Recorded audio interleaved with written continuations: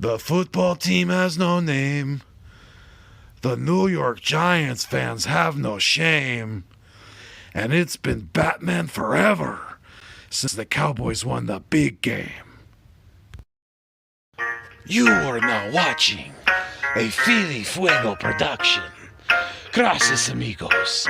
Fly, Eagles, fly. Welcome to the Nest Out West, where Eagles fans are always the best. I will always ride or die for this team, and when I'm gone, please bury me in green. Now I don't want to come off like I'm bragging, but I'ma bring the heat like an effing dragon. You can call me Fuego, aka Phillyzilla, coming to you like the Thriller in Manila. Lots of collabs and live streams galore. You're gonna love what I have in store. Giving you my all, I always will try. And just remember, it's fly, Eagles, fly. Yeah.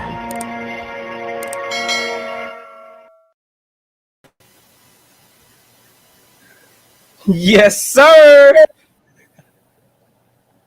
Who's starting it? What are you doing? What is good? What is going on? And what is cracking? I am Philly Foothills, and I am back in the Nest Out West. I'm trying to bring you the best place to come get shit off your chest when it comes to our Philadelphia Eagles. Welcome in, you guys. Thank you so much for joining us with another Taco Tuesday with my guy here. We're live on double channels. Me and my guy, AK Eagles, to my left here of Eagles Uncensored podcast. And we got a special guest tonight. You guys, I'm sure you're probably familiar with this man. Philly Notion's in the building as well. So we're juiced tonight. You know, we got some things to talk about, definitely. What's going on, guys? I'm doing fantastic, man. Oh, go ahead, sir. You are the guest tonight. You go first. You already know, man. Before we even get this thing started, yeah! Warm it up, though. Hey, you know what time it is. You know who you rocking with. It's your boy Philly Notion, rocking with my brothers. Hey, the Fuego King, Eagles Uncensored. Oh yeah, y'all know how we getting down today. Hey, listen, let's check the 4K on them. Hey. Trash can, Jalen Hurts sitting on it. Check, hey, but it's all good. Ring, check. Y'all already know we still in there, though. So if y'all new to this ride or my brother's channels, hey, y'all already know what to do. Go on, hit that subscribe, because y'all know how we coming with it. Hey, I don't know how y'all fellas is feeling, but even a day after a loss, I'm still kind of bothered. Hey, we lost to the Giants, so, I mean, yeah, I'm all right today. That's how I'm feeling today. Yeah, man. I took this one to the chest pretty hard. I did not have my bulletproof vest on Sunday because I didn't think I needed it, but obviously I did. We got a lot to talk about tonight, and you know who it is. I am your boy, AK Eagles, from the Eagles Uncensored podcast. I may fuss, I may cuss, but you can count on me and my content like the fucking city bus. And if you like the Wagyu, subscribe to. You know what it is. Absolutely. Always loving the energy, fellas. Doing good, Richie. Thank you for checking in. Ooh, Rich. Richie's always in the building. He's in here probably damn near every live stream that I do. So he's a very, very loyal subscriber to, I think, both me and AK. I'm sure he's probably subscribed to Notion as well. Richie MC's always in the building. Thank you so much, sir, for all your great energy that you bring and all your good stuff to the chats and all that. Jay Milt, what's good, buddy? Jay Milt. Always keeping it fuego, buddy. Always 100. Absolutely. Richie MC said, Notion, we supposed to eat that subscribe. Salute, Rich. You already know it is. If that means you're hitting it, hey, that's all that matters. Indeed. Absolutely. We got Rafael El Capitan. He said, hey, what's good, everyone? El Capitan Rafael is reporting for duty, sir. Absolutely. Yes, sir.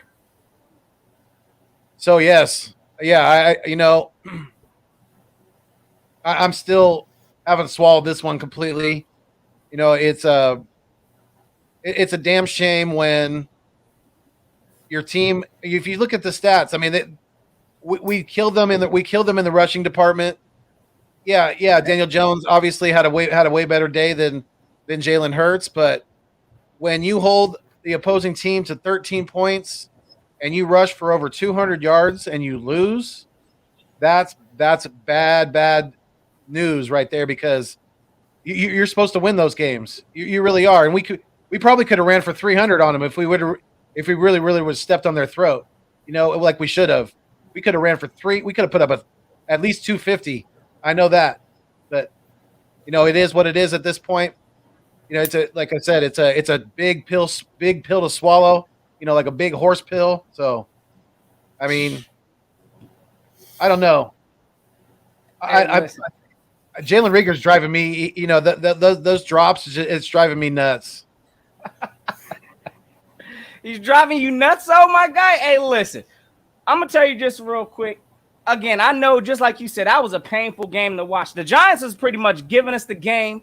I mean, you tell me before the game the Giants only scored 13 points and we lose, I would have thought you was done lost your mind. So, yeah, we came out completely stagnant, only putting up 7 points all game. I mean, looking at that score, that looked like a halftime score, honestly. I don't know what that was. So, I understand it. And then on top of that, to lose to the Giants, the pathetic poor performance from Jalen Hurts, which I'm sure we're going to talk about. But Jalen Reagor, oh, yeah, we know he had a bad case of the dropsies. But I'm here to go ahead and try to, hey, listen, let's go and talk about Jalen Reagor real quick, because I need to know from you fellas. Again, this man was a number 1 draft pick. Now, the only reason why I'm saying I'm giving Jalen Reagor just a little bit of a break is because he didn't ask to be no number 1 draft pick. I think we all knew that when he was drafted. So our expectations already for Reagor are out the roof automatically. He didn't ask to be no first round pick. You can't use my shit against me, man. That's what I say. You can't use that against me, man. Hey, that's a fact, though. I'm glad you know what it is. That's exactly what it is. This man did not ask to be no pick, but we set the expectations out the roof for this man. So, again, we know he's probably like barely a wide receiver number 3 or number 4. But, again, we hold him to expectations as a 1. Now, one of the things I'm seeing from Reagor is at this point, it don't look like he's having any kind of fun out there. We are roasting him up Philly style. And all I'm saying is, hey, listen, the kid's got to still learn. He is just a 2020 draft pick, so he's still trying to put it all together. Do we give Reagor that kind of time? Or are y'all, like, I need to know from everybody, like, is everybody checked out? Is he completely buns? Like, I'm hearing it all. He needs to go. I get it just because of the situation. Hey, he had it in his hands, but at the same time, I mean, look, he did make a catch in the game, but I ain't seen nothing that was highlighted from his draft tape talking about he's supposed to be the next Tyreek Hill and have breakaway speed and all of that. So, hey, I'm just interested to know all of y'all's thoughts on Reagor today. AK, I'm gonna let you go hit that one first. Oh no, don't do that. If you do that, we'll be here an hour. You go.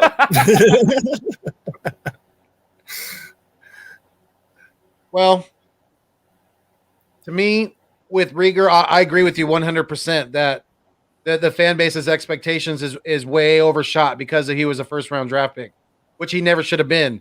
He probably shouldn't even have been a second-round draft pick the way he's performing at an NFL level to this point. I want to give him this little bit of leeway. This little bit of leeway right here for Jalen Reagor because of the fact that I think Aaron Moorhead needs to go. I think the wide receiver coach needs to be replaced with someone who is an ex NFL receiver, somebody who is in the mind of an NFL receiver. Possibly somebody who has been formerly with the organization. I don't know. We can work that out down the road, but I think to a certain extent, Reagor is not being coached up right. AK? All right, first off, that was not cool using my own shit against me, but we'll go with it. All right.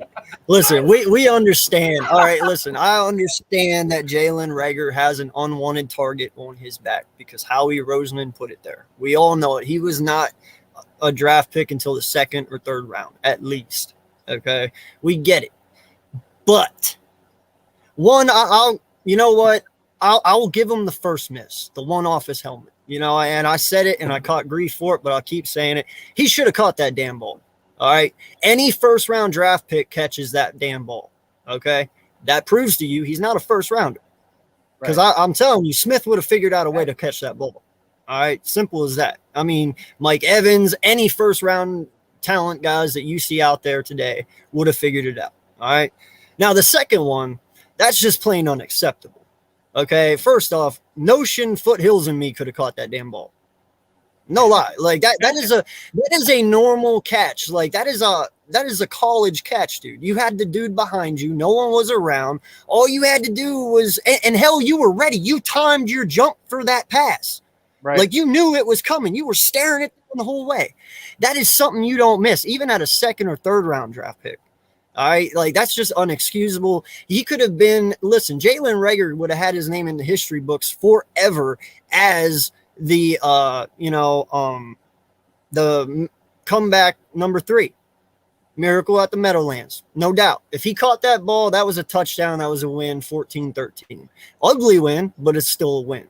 All right, dog, your name's not in the record books. You didn't catch 2 of the most important balls all game. That was probably the best 2 throws I've seen Hurts do in a while. You know, no lie. They were beautiful passes. You know, I just can't, man. I'm sorry. Like, dude, I'm all for getting people because it's one of those things where I'm tired of waiting.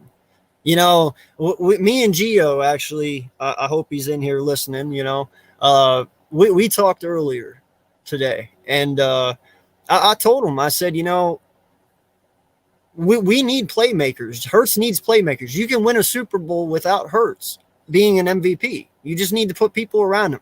A lot of people want to sit there and say, well, it's him and this and that. Dude, it's a lot of everything. All right. Smith gets open. I can't always constantly say that about Reagor and Quez. Now, Quez made some beautiful catches on Sunday. I mean, gorgeous. That one on the sideline, damn, That comeback. that was nice. Yeah. You know, that was beautiful. But Reagor ain't doing that shit. I'm surprised he caught that one on the 1. Remember that one he dove for and jumped up and caught? I was like, okay. Like, whoever saw him coming through that. Yeah. Right. And the one you missed was easier than that. It was. So it's frustrating, bro. It's really bad. And see, honestly, that's the story of this team. Consistency. Like, you see the flash from Jalen Hurts. The man went up there and snagged it to put us, you know, in scoring position. So we can't overlook that. You know, he's got like, I'm with you on that, Foothills. Like, we might have a development problem. I don't know what it is. But for whatever reason, you know, we're just not seeing a consistent overall performance. And I see the question there. I think Nina put something in there saying, you know, I'm going to sit him, or I think she'd go ahead and sit Reagor right now. Listen, I'm like this, like, what do we have behind Reagor to sit and bring out? I mean, yeah, JJ is, I guess, you know, I don't even know what to call that. Greg Ward, we know what he's been looking like. So it's like all of this pressure rides on Jalen Reagor. And it's like, if he don't succeed, we ain't got nobody else behind him, in my opinion. I mean, we need to pull up John Hightower from practice squad. So there's just a lot of, again, I think Jalen Reagor definitely, he needs to go ahead and find the confidence in himself to kind of get himself out of this mental funk, because I do believe that he has the talent to succeed. It's consistency that we ain't seeing with Reagor. And definitely, again, his route running, like you said, Devontae Smith is a way better route runner. And honestly, he's not a first-round pick. So we need to kind of temper our expectations because he didn't ask to get put there. So that's just kind of how I look at this Reagor situation. So you bring that up real fast. I want to ask you a question because of how suspect the wide receivers are right now. All right, and they are. Our talent at the wide receiver position is better, but it's nowhere near what we need it to be. Okay, it's better than previous years, but not where it needs to be. Do we now again, triple dip in the first round at wide receiver with the second pick, like at 11, 12 if we get that, or 10, and say Olave or Wilson is there? Do you do that? I don't know. I mean, I'm gonna tell you right now, I'm exploring wide receivers. I'm not closing the door. If there's somebody out there that, you know, definitely is, you know, popping off the tape, hey, hey, I mean, it is what it is. We shouldn't just be, acting like we got a top wide receiver core because we don't. But I do also expect for this team, because we got a lot of cap, we probably going to get a veteran up in here, honestly. I don't know who's going to be available. I think that might be the smarter route, but I'm still looking at drafting some kind of a wide receiver at some point in this draft. So I don't know. Again, that's a great question. I got to see what's on the board at that point, and what picks do we got? I know what we got, like 3. It's looking like we're going to have 3 picks this year, so it's going to get interesting. Yeah, and shout out to Gio real fast, man. Yeah, we were talking about that. I could not find what you sent me, Gio, so I got to relook. But yeah, that is something. A lot of people want to put a lot of shit on Hurts. I get it. He's made some really bad plays on Sunday. I get it. But, dude, he has the 5th lowest in bad throw percentage out of all 32 quarterbacks. He's 5th lowest. Like, that's amazing. Okay? That means there is, 24 people lower than him or higher than him on bad play. Like, come on, man. That means something. That means he doesn't mess up as much as we think he does. Like, they count that stuff. No, exactly. I think you're spot on too. And I mean, definitely, anybody that's jumping off the Jalen ship right now, after just that performance alone, again, that's not really giving him a chance to even respond. So yeah, we all know that was an ugly game. And we are not going to win football games playing anything like he played. So I think we all know that. Again, there's certain intangibles that Jalen has that cannot be taught. So with that being said, I mean, we got to ride this thing till the wheels fall off. He needs a full year, full evaluation. I understand right now, and I'm hearing the people in the chat talking about Minshew and, his ankle. Look, I don't know how that's going to come down to play, but hey, you talk about controversy. Oh, that's going to be automatic as soon as Minshew steps on the field. Absolutely. And I'm scared of that, fellas. Listen, man, I want to say something very fast to people out there. And this is coming from a diehard fucking Eagle fan, okay? If you are 20 and younger, shut the fuck up.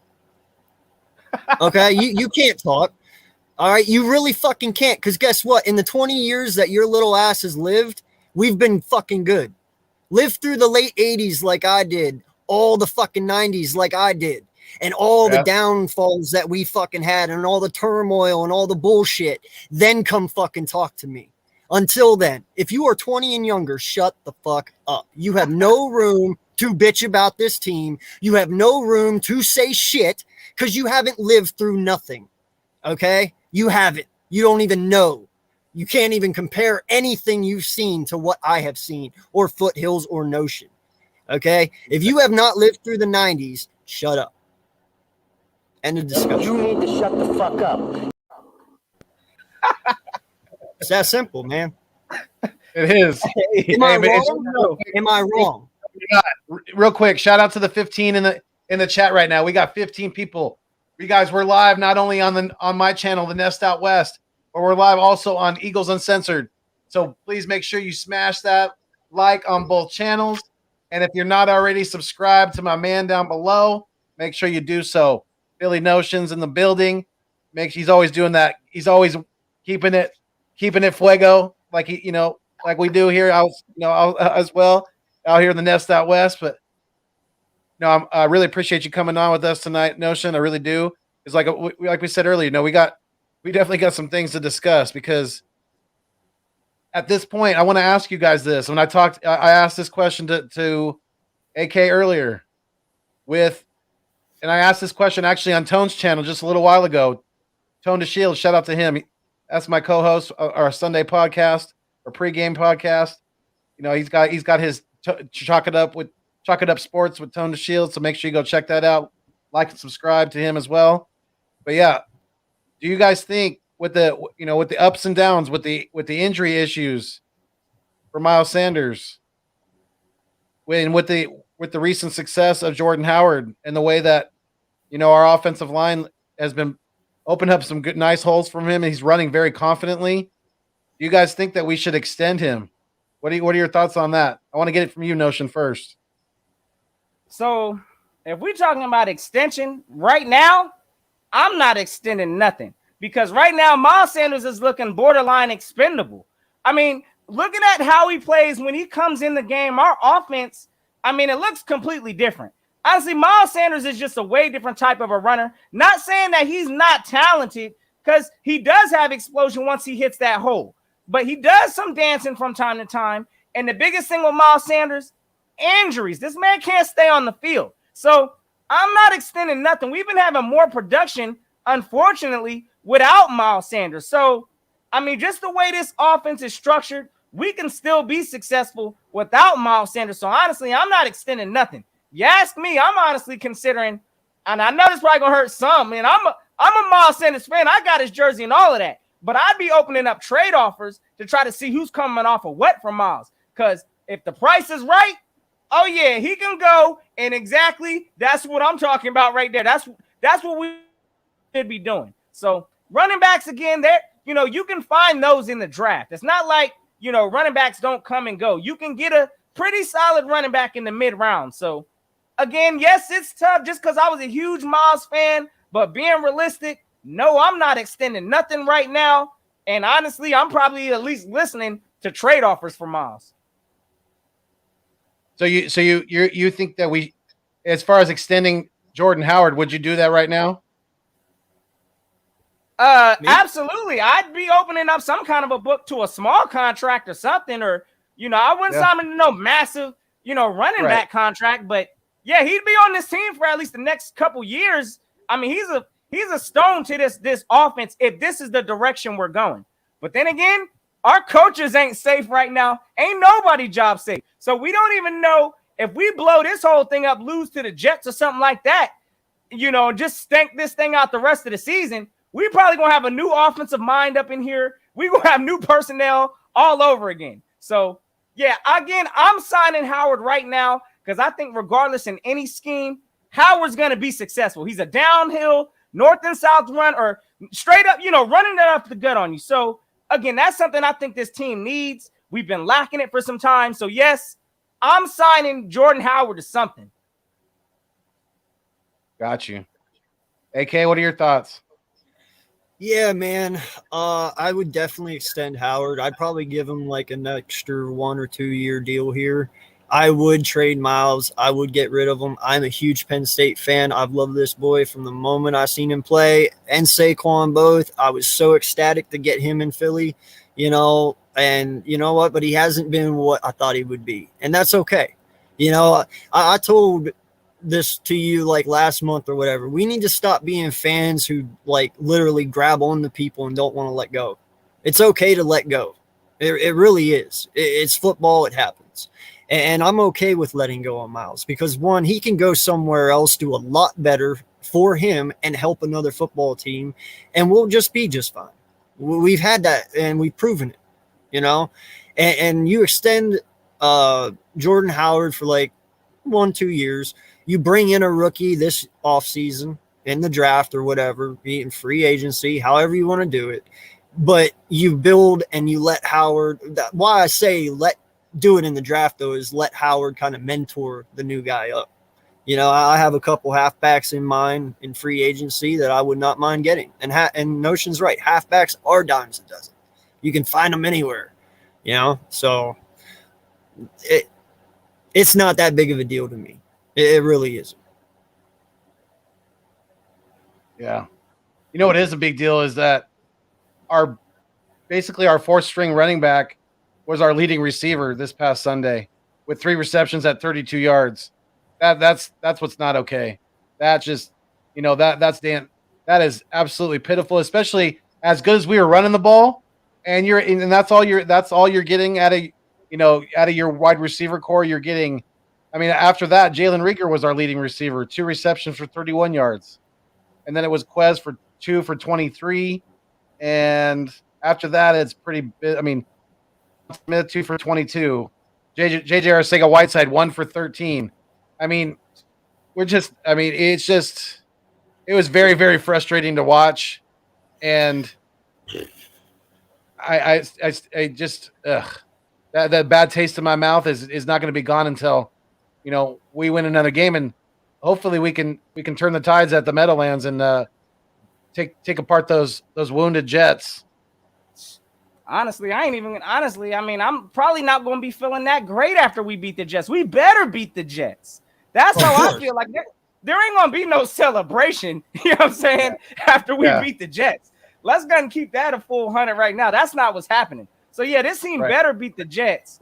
I'd like to know, though, what's your thoughts, though, Foothills, on the Howard? Like, are you pro-sign Howard right now? Are you with getting rid of Miles right now? Or how would you take this situation? I think he froze. I thought my man froze on him. He froze like let me get him. He froze on his own question. Oh man. No, definitely man. we got a way different run style when we got Howard in the game. And again, like for whatever reason, the coach went away from that. I look at coaching also the first half.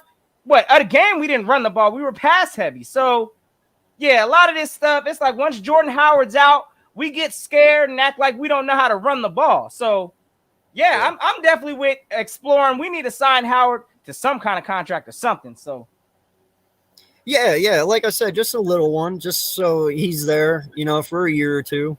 Nothing ridiculous because, he is getting up there in age. He's like, going to be 27 next year. So, it catches up. And I'm not expecting Jordan Howard to be Frank Gore playing up till he's 35, So, no, I just use him for what we use him for, inside the 20, inside the 10, getting the little 3rd and 2s, stuff like that. But I would use him more as a mentor than anything. Get a rookie, somebody you're looking at, somebody you think works, let Nick pick it. If we can get another Jonathan Taylor. You're looking like Taylor. A style of a Jonathan Taylor?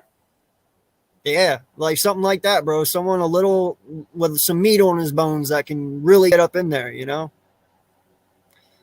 little power behind the speed. I agree. I'm tired of these little scat backs and stuff. We need some thumpers. Yeah, I agree too. Notion, what was the question? I missed it. My internet cut out. Oh no, you're good, bro. I was just asking just pretty much how you felt about the signing Howard and what would you do with the Miles Sanders? Maybe I'm just tripping, but again, like I'm not extending nothing based off of we don't even use Miles Sanders, and this ain't the first year. We've been just, sitting this gym or whatever you want to call it, hidden gym, because we ain't really seen his true potential. Just either injured or whatever the case may be. So yeah, no, I just wanted to get your thoughts on it, brother. Yeah, I definitely would not. I would definitely not extend Sanders right now. I really wouldn't. If he's willing to take less money to stay on the team, then possibly we could discuss that. But yeah, his inconsistency on the field when he is on the field, because he's obviously had the injury issues as well. So those combined, it seems like as soon as he gets going, he had that nice run on Sunday. I think it was in the beginning of the second half, I believe. And then he gets, he tweaks the ankle or whatever. It seems like as soon as he gets going, he's in the blue tent again. And it just, it's really frustrating. So yeah, I'm not extending Miles at all. I definitely would highly consider extending Howard at least a year, if not 2, because we have to remember he's only 27 years old. He did not even play when he was in Miami. Thanks. His tires are still pretty fresh. Definitely. I think he's a very dedicated guy to his craft. And I've been liking what I'm seeing out of Jordan Howard. And I think this offensive line loves what they see out of him too, because he hits that hole. He's been shot out of a cannon sometimes and more times than not. And I love what I'm seeing out of Jordan Howard. So I want him around on this team for, next year, if not the next 2 years. Yeah. Hey, I completely agree. And yeah, that's one of the things, again, Jordan Howard, I think we all understand, and I don't know what it is, but every time it's like, and I don't know, was he injured over in Miami before he came to us? No, they just never used him. Yeah. Okay, so it's like, why when everybody comes to Philadelphia, they get hurt. Jordan Howard's hurt right now because he came to Philadelphia. So I don't know what it is, but yeah, we got to figure it out. As far as this running back situation, we need some thumpers, and yeah, we need to sign somebody. So I'm on board with that. Yeah, I mean, why not? Definitely, why not? You know what I'm saying? It's him, Birdman, that guy over there. Is he asking to come? Okay, Birdman, I'm going to send you Yeah. the link. Hold on, give me 1 second. Let me do that. Birdman, yes, sir. Talks amongst Yes, yourself. I do that real quick. I'm gonna get a lot of shit. It's coming right now. I know what's gonna happen. Fellas, I was actually and I'd like to get your take real quick too for him, because I know you kind of talked about it a little backstage, Yeah. and I was like, hold up. But on that play, let's talk about this last play, because I know we kind of came in here ripping up Jalen Reagor and all of that. And again, as y'all can see, your boy Notion is rocking the number 18. I'm still on the Reagor.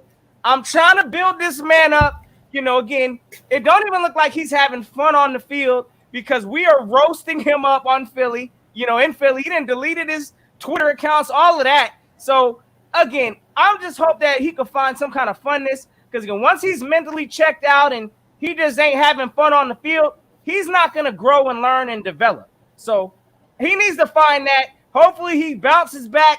Again, tough moment for the kid, but at the same time, he need to go ahead and pick up his lunch pail and keep it moving. So I want to talk about what you said with this last, play with Devontae Smith. Hey, was Devontae Smith wide open? And I just want to hear your thoughts on it. Well, I mean, he definitely had.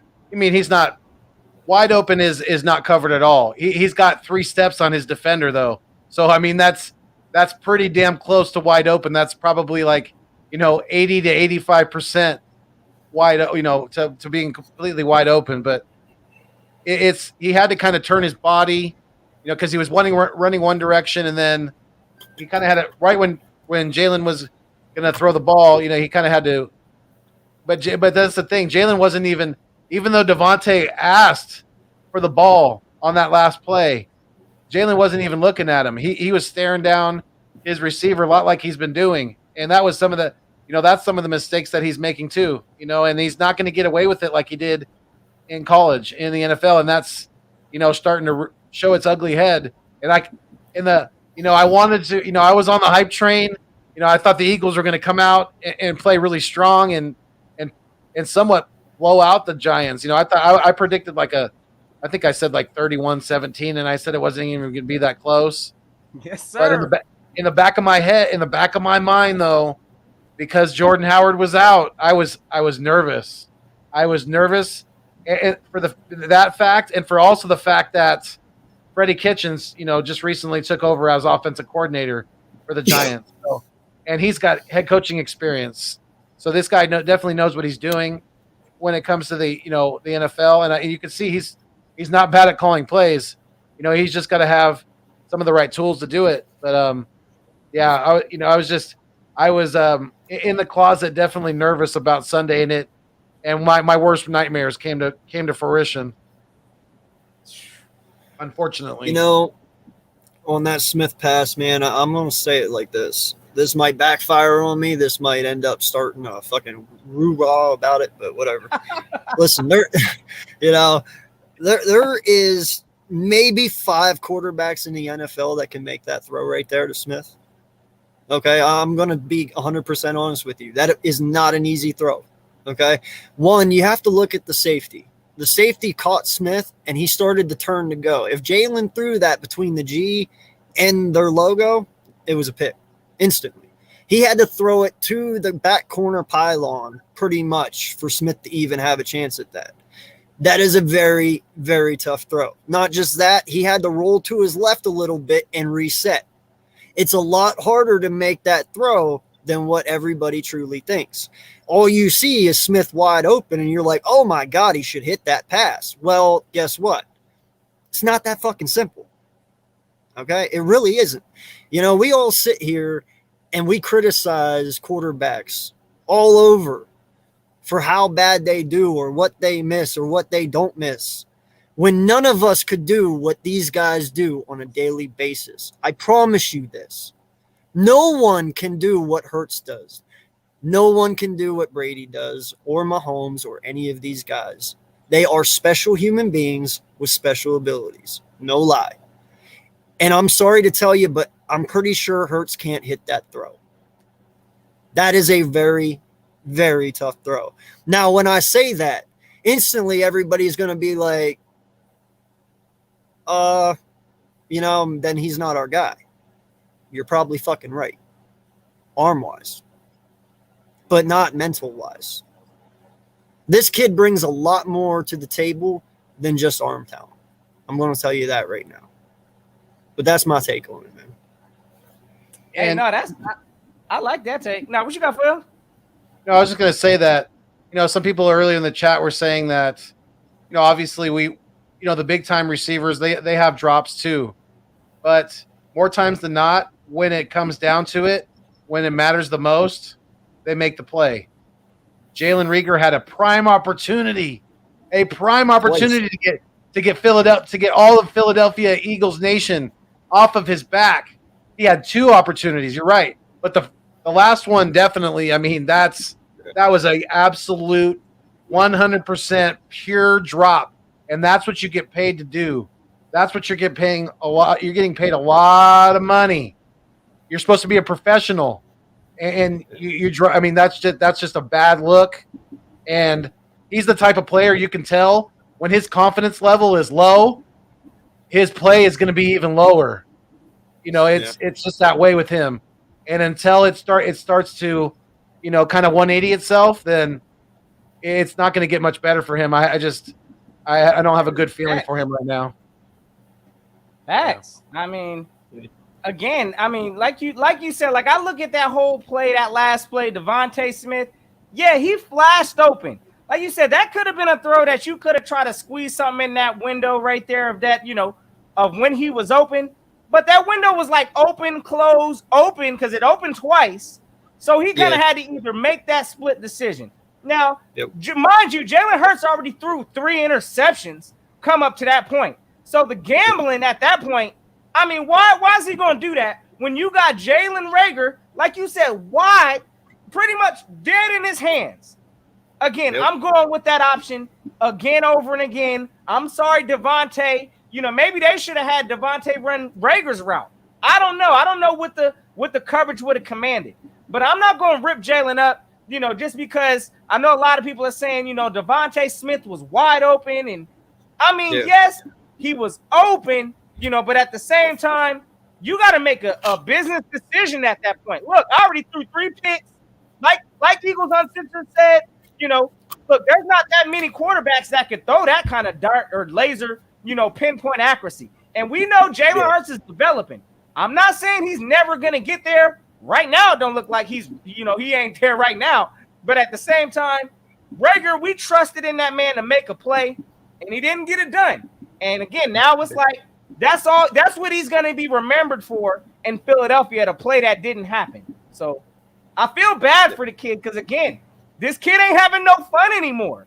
And it's like, how do you build confidence when you going out there on the field every time and the crowd, everybody's about to be against you because you dropped the ball, in a critical situation. So I got to see him bounce back. I need Jalen Reagor. This is a low point for him, and I need to see how he responds. Yeah, that play that they ran, that play call that they ran at the end of the half, that last play, that was an absolute shit call. I mean, they should have ran, run a bubble screen or a wide receiver screen or something like that right there. Don't have Jalen run out and then roll out to his right like they know he's going to do. It's too predictable, and we have to at least get 3 points right there. We walked out with nothing. That was an absolute kick in the gut that we could never recover from, really, in my opinion. Nah, that's facts. So I want to, Ethan was asking this question a couple times in the chat. I want to definitely get your guys' thoughts on this because I was thinking about this earlier too. Because with Jack Driscoll going on the IR, so it's probably going to be Nate Herbig, who cost us a touchdown on Sunday. You know, Boston Scott had a nice run, but it got called back for holding. I mean, the Giants were holding us all day, and the refs weren't calling it. So that was frustrating too. But what's your guys' thoughts on Driscoll's injury impact to the offensive line? AK? I'm not too worried about it, man, because you know what? Herbig's really good at guard. I'm not sold at center. Right. Okay, I'm really not. I've already told you mine. Next year, if it's up to me and Kelsey retires, I'm moving Sayamalu to center, and I'm putting, obviously Brooks is not here for me next year. I don't think he is. 2 years, full seasons not playing. Nah, I'm sorry. No, he's got to go. I love the man, but he's got to go. And, you plug Herbig in at right guard, Sam Malu at center, because I know everyone says Dickerson, but, dude, I am not messing with the Twin Towers right now over on that left side. Ain't no way in hell I'm separating that duo up. Right. No, they're playing great. AK, do you think there's a possibility that – do you think we're going to see Brandon Brooks this year? Because he's supposed to be coming back at some point. I haven't heard much. I said last week, no, I wouldn't even play him. But now that Driscoll is out, then yes.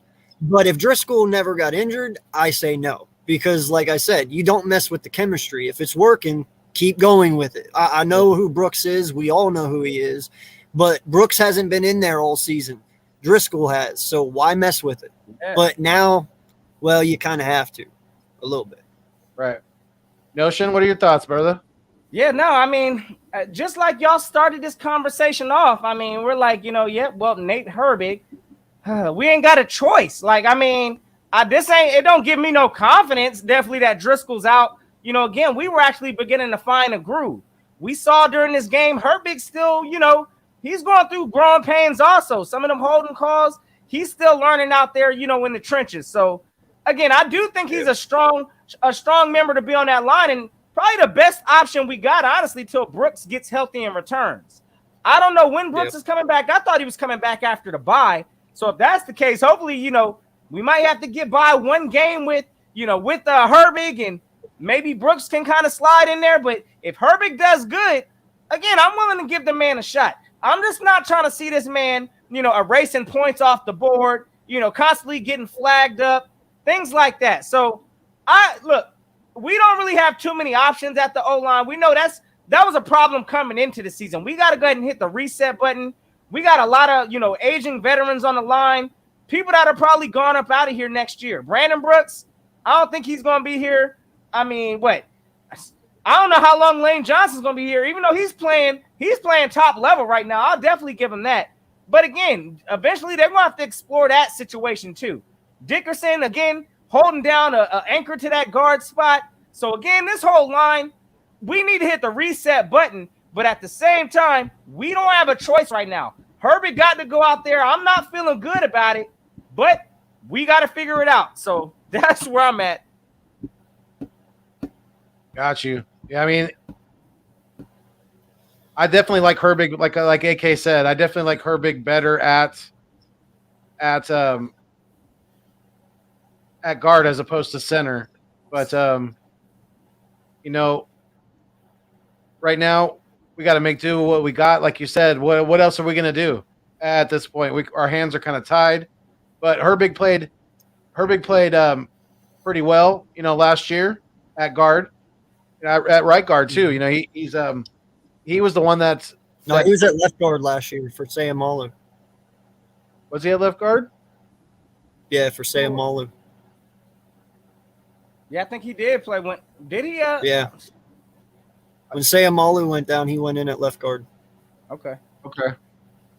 Yeah, he's shown that he can. He's got versatility on that line. Right. Yeah. Definitely.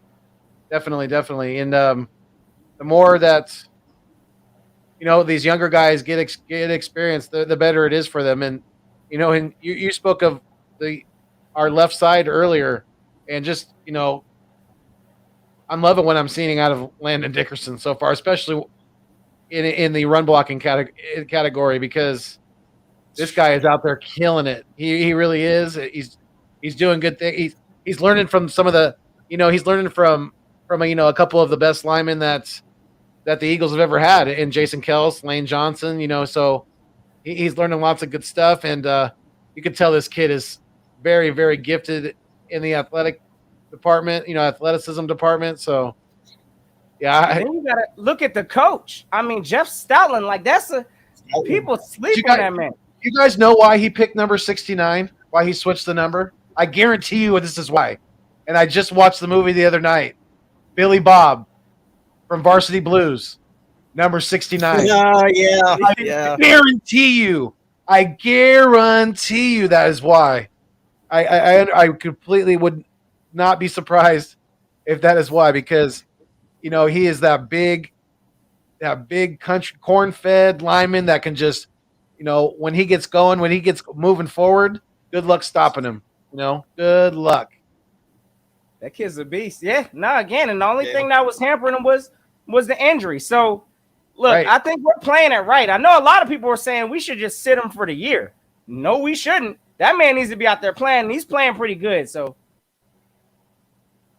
yeah. We said with the first, Boston Scott was open on a check down. Yeah, I mean, I think because it seemed to me that Hurts was kind of trying to force the ball to Rieger this last game. That third interception, like Richie said, that one was the ugliest of them all. He forced it into double coverage. He badly underthrew it, and it just seemed like he was trying to force the ball to Jalen Rieger down the field. And we got Birdman _951. What's going on, my brother from the West Coast? How you doing? Not doing too good, man. Let me hear it. Yeah, he got the red light. He got the stoplight. Right. What's up, Notion? What's up, Bird, man? What's happening, bro? Hey, I feel your pain, man. Again, this ain't the week, man. All right, let me give y'all a little story today, because y'all know I'm out here in Texas, right? So we got the Cowboys feeling themselves. So I go out to the grocery store today. Y'all see I'm over here rocking the Rager special. I don't even know why I did that to myself, because I'm getting trashed. Like, this older guy pulls up to me, probably about his 70s, I say 70s or 80s. Pulls up. He's like, "Hey, Mr. Rager." I'm like, I had to think about what jersey I had on for a minute. I turned around, and this man was like, "Yeah, y'all birds keep that," or what he say? "Y'all birds keep it up." And I'm just like, oh my gosh, you just can't get away from it. As an Eagle fan right now, this is not good times. We just lost to the Giants. Oh, it's a miserable week, fellas. That's just what it's gonna be. Right. Facts. Absolutely. Birdman, let us know your feelings, brother. Welcome to the show. Appreciate you joining us. Yeah, thanks for having me on, man. Of course. Just it's like bad news after bad news. We never catch a break. We finally start getting on a roll here, and the curtain comes down. And it was disappointing to lose to the Giants, and they had a lot more to play for. That was a revenge game, and they took it out on us and pretty much caught the Eagles down with their pants off, pretty much. And this is not the way we want Jalen Hurts to look. When it's a division games, you can't play around. These are the most important games. The game was there all day to be had. All day, 60 minutes to the last second. We gave the Giants the game. They did not win that game. We gave it to them. We gift wrapped it, send a little love card, the whole nine. We gave them the game. It was not necessary what happened, but it happened. And remember, AK, remember what I told you about that feeling. You riding that wave. You were riding that wave, and I had to tell you to let's kick it back a little bit. And sure enough, my Eagles did the Eagle thing. They let us down. They let us down one last time. And right now, guys, Jalen Hurts is in some trouble because if the Tiger King goes out there and starts hitting Quez and Rager and the whole nine, you guys know exactly what is coming with that. And what is coming with that is the quarterback controversy. So if Tiger King goes out there and mollywops the Jets, Jalen Hurts is going to be in some trouble because there's no excuse. But Jalen, he can save himself. Even Foothills. Remember, we said we were going to split with the Giants before the season started. We agreed with that, and it happened. But we didn't think it was going to be that bad. So Right. when Jalen comes back, and the Washington trash cans, they look like some pretty good trash cans right now. I must admit, they look pretty decent. And they're going to be a problem. But Jalen Hurts now has to sweep Washington. And when those midgets go to Philly, he better do something about it. Because you cannot continue to get worked by the division rivals and tell this fan base that you are the franchise. It won't happen. And I don't want to see it. I don't want to see it. It does not need to get there. But Jalen, you're the leader. You're the captain. You have to ride this out with the good and the bad. So don't let it get any worse than what we just saw. But you got on that Eagles. I know my man said, hold on. I got hold on. He was stewing on that. I got to say something, man. Go ahead, AK. 33 years, bro. 33 years. That's how long I've been a fan of this team. Okay? I am so tired of seeing our fan base divided because of a fucking quarterback or because of a wide receiver or because of anything. Okay? Everyone is so goddamn tough on this team right now. And I don't understand why. Like, no lie, dude. None of you guys thought anybody was winning anything on this team this year. No one. Okay? We were chose to pretty much have the first pick overall. Like, there was no chance in hell for us. Okay? We started to win while we were rebuilding. Doesn't happen. Teams don't win while they rebuild. Okay? They just fucking don't. Look at Cleveland, for Christ's sake. They're hands down. The Jets, they all prove it. Okay? And I'm going to tell you this. For what little expectations that we fucking had for this team, they're not doing that damn bad. They're really not. And it's like Notion said, and I've said, and Foothills has said, and everyone said, it's about fucking patience, man. This team is rebuilding whether we like it or not. They're all fucking young. Okay? Half of our, damn near all of our offense is under 25. I mean, they're babies, bro. They're fucking babies. Okay? There's just two things. The season isn't even over yet. These guys could come out with 8 fucking wins, dude. If they come out with 8 wins after we won 4 last year, I ain't saying shit. Because guess what? They already proved they're progressing. Okay, they're progressing. This team, AK, has enough talent. We should already be at 8 wins. There's no we don't have enough talent. What the fuck are you talking about? Look at this wide receiver core. No, we fucking don't, Birdman. No, we don't. No, we fucking don't, on this bro. team. We don't. If you believe in Jalen that much, please, there is enough talent. And your boy let us down. Your boy that you're backing up, bro, he let us down. And he let us down in Dallas. Everybody's backing him up. Of course I'm backing him up. He's my fucking quarterback. Of course I'm backing him up. Everyone should back him up. He's your fucking quarterback. I'm curious to know your thoughts on that, Birdman. Like, What's up? like where are you at with Hurts right now? Again, we're all kind of putting our own judgment on Hurts right now. Again, the season's not over. Only some has been written. And I know a lot of people right now, it's, all we want to do, the common goal that we all want in Philadelphia is we want to win.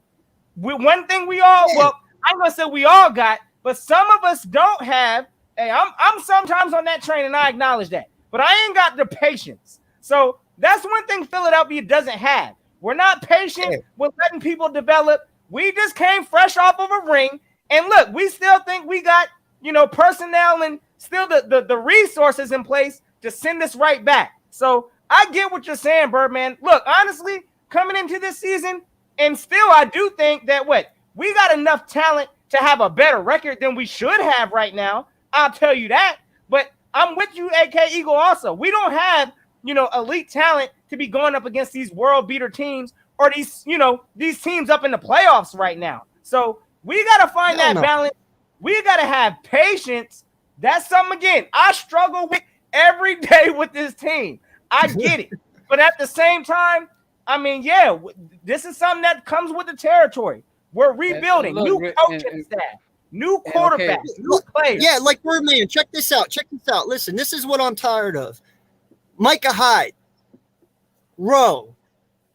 Oh, recently added Razul fucking Douglas, balling out in Green Bay. You got Sidney Jones in Seattle playing good. Raheem Mostert we drafted and then let him go, and now he's in San Francisco being fucking good. That's what I'm talking about, patience. I'm tired of fucking sitting here drafting guys, letting them go, and them going somewhere else and balling out. If you aren't tired of that, then I don't know what to tell you. It's about fucking patience, my guy. You can't just keep grabbing other players that other people develop and expect to fucking win. You got to develop your own fucking talent. So for the expectations I had, even Foothills, we had an 8, and I think that's pretty fair. Especially with the way this division's going. I'm not scared of the Giants. I know they won us, but who the hell are the Giants? Washington, Seattle's kind of, I don't know what's wrong with Seattle, but that's not the real Seattle, okay? I'm not really scared of Washington either. Are you telling me that Jalen Hurts can't beat these guys? I'm telling you Jalen Hurts can beat these guys, but you got to give him more fucking help. Like, you can't expect him to go out there and fucking be Superman and do it all on his goddamn self. Like, come on, man. You need to give him wide receivers. You need to get him a solid halfback, one that will stay fucking healthy and one that you don't have to intertwine people. Just one solid guy like a Jonathan Taylor, Somebody like that. You need to get him a Chris Godwin. And he has to stop being like Stevie Wonder and hit the freaking wide open receiver. Okay? Yeah, and you know what? It would be a lot easier, though, if we had receivers that could constantly get open. You're talking about a receiver that gets open once every 5, 6, 7 fucking plays. I'm talking about guys that get open every fucking play, that he can go through his progressions real fast and be like, oh, there he is, bam, done. And know it's done. And know he can catch it. Jalen Hurts right now, he don't know if you're open or if you're going to catch it. We had 8 drop passes in that fucking Giants game, my guy. That's not on Hurts. That's on them. They get paid to catch the ball. He gets paid to throw. What about him throwing all those sorry ass? I already tear him down on those picks. Yeah, I tear him down on that shit all the time. But guess what? He's on his 12th game and he's 22 years old. This is what the division. What fucking do? And look, AK, look. You think that I'm being tough? What do you think, Jeffrey Lurie? No, I'm doing this for everyone to fucking hear, Birdman, because I'm tired of everyone fucking shit. You know what Jalen Hurts just did? And I guarantee you this. If Tiger King goes out there and works the Jets and hits these receivers for one game, and Jalen can't, and say he just blows it against the division, say he only wins one game out of the division, Jalen Hurts will be gone. He will be gone. So what? Then the next guy up, I'll root for him. So what? I don't care. But in the meantime, I'm rooting for my boy. And here's the thing, man. But that's not the point, though. I believe he's talent enough. He should not let this happen. Why is he letting this happen? Hey, real quick. How many interceptions did Lamar just have? What do you throw? Like four? Four. Three? Four. Yeah, ain't nobody Do talking you about see that. Baltimore? Do you see Baltimore out here fucking saying, "Whoa, but sort her back up"? Oh yeah, granted they won the fucking game. I understand that. You know what? If Jalen won this game, we probably wouldn't be having this conversation right now. I would. Okay. He Oh, well, like you dog might. shit. You might. Some people might. But guess what? To me, a win's a win. It don't matter if it's ugly or not. A fucking W is a W.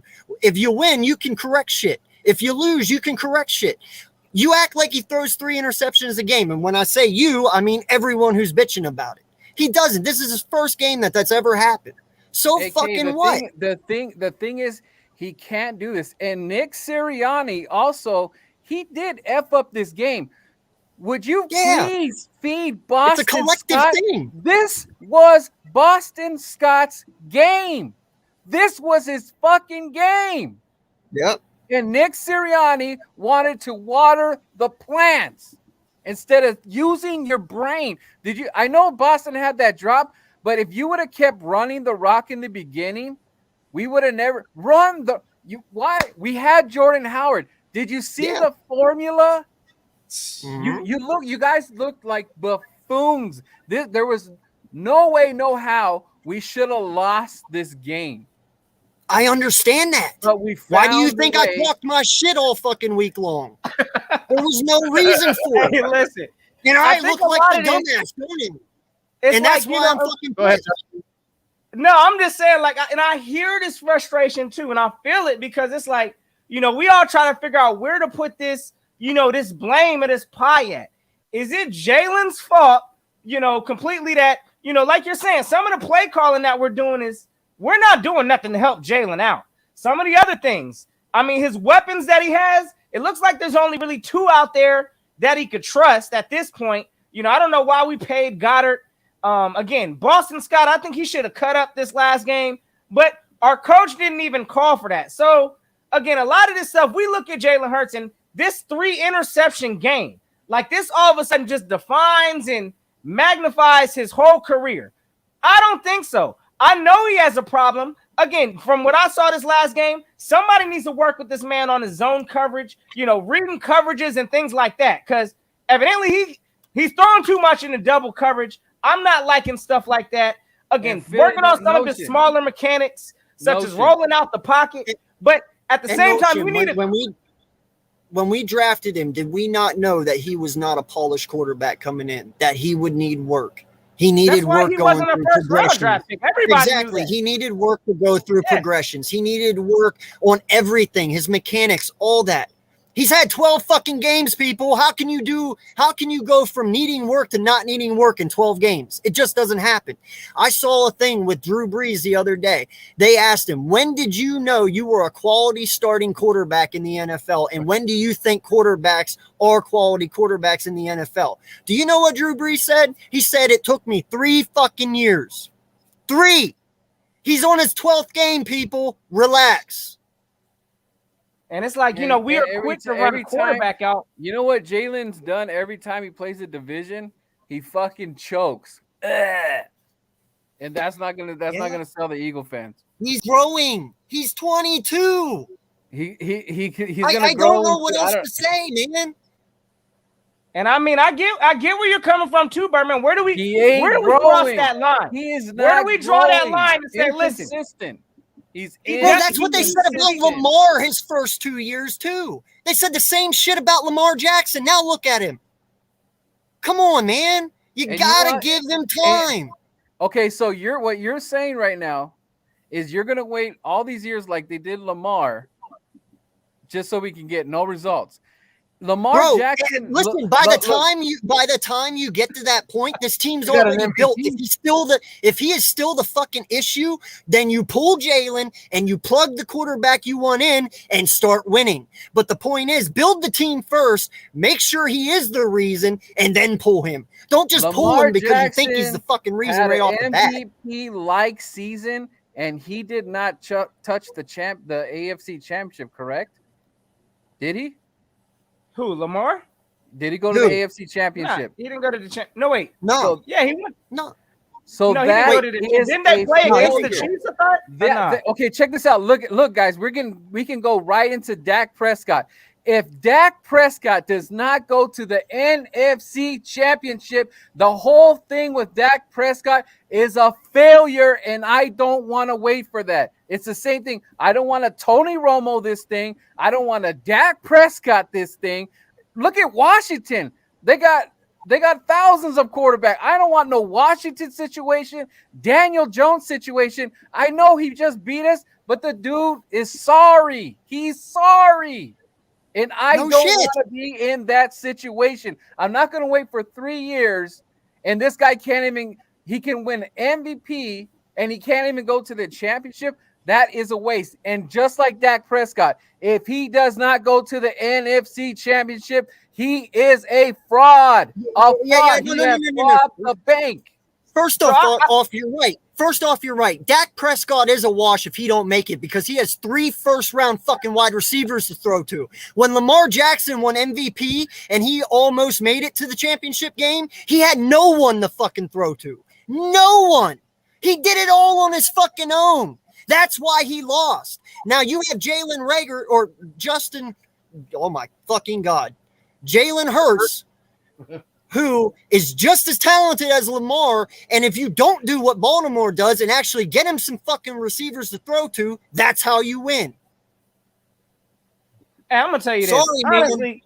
And one of the things you got to have a balance of both. Ain't no just a quarterback just gonna take you to the ship anyway. No. You need to have a defense also. Even with Lamar Jackson, he had a solid defense. We know how Baltimore gets down. So again, it's got to be a balance. Your quarterback ain't got to be flawless. You can have a mediocre quarterback. The Niners did it with Jimmy G, and I think again, I'm not a fan of no Jimmy G, but again, that was a balance. They had a defense that used their run game, and the man looked successful. So you can find ways to be successful. I even think with our quarterback that we have now. We've seen it. We saw it when we have Jordan Howard, who is like I've been saying, his agent should be on the phone with Howie Roseman going, you guys seem to be winning when my guy's starting. You're not winning when he's out. So let's work on a contract extension, maybe 1 or 2 years. I want to get Birdman's thoughts on that. To hell with Miles Sanders. What do you think about extending Jordan Howard right now? This season's going to dictate a lot, man. Remember, he's only 27, and he wasn't even used in Miami. So that's one season basically off of the tread on his tires. I'm telling you right now, Jalen Hurts, do not take this ride downhill. Because if you take this ride downhill, this is going to screw up everything for next year. Because you guys are all on the same page. We want to get that defense going.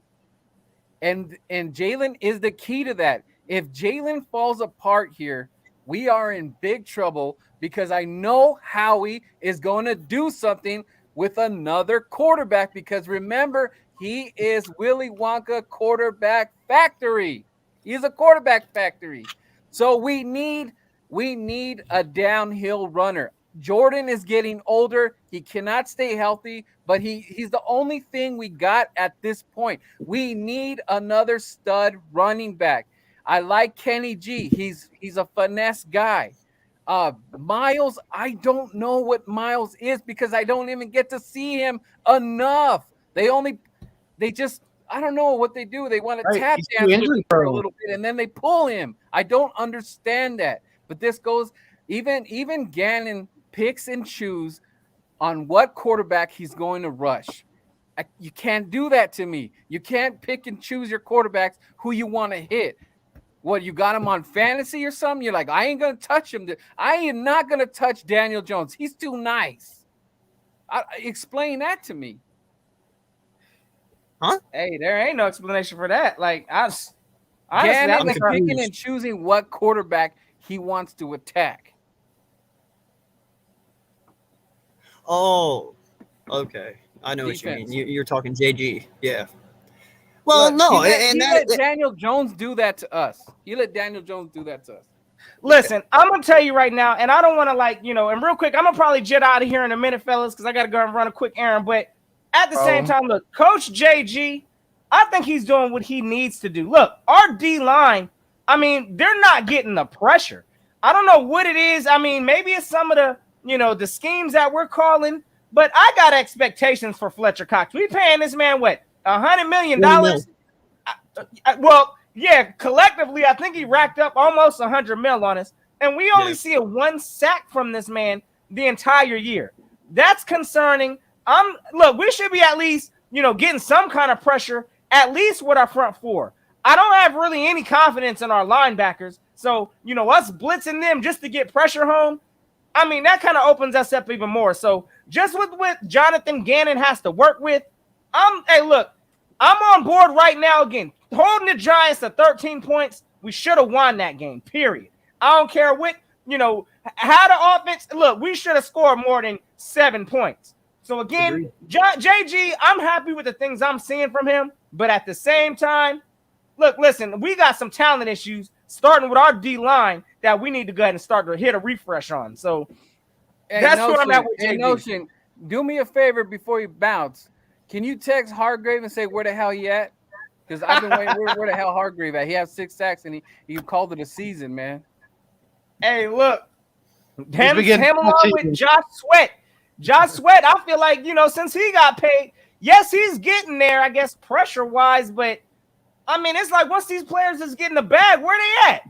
Where are these players at? So, I don't know, fellas. Yeah, and the Giants' offensive line was supposed to be banged up, but yet we didn't get a lick of pressure on Daniel Jones, Dude, Nate Soldier had a 6% passer rate. 6. and no one even got through him. Like, that's terrible. That is terrible. Shit's got to change, man. But I'm just saying, man, I'm playing devil's advocate, guys. I'm playing devil's advocate because I expect what I've seen when we do those dubs.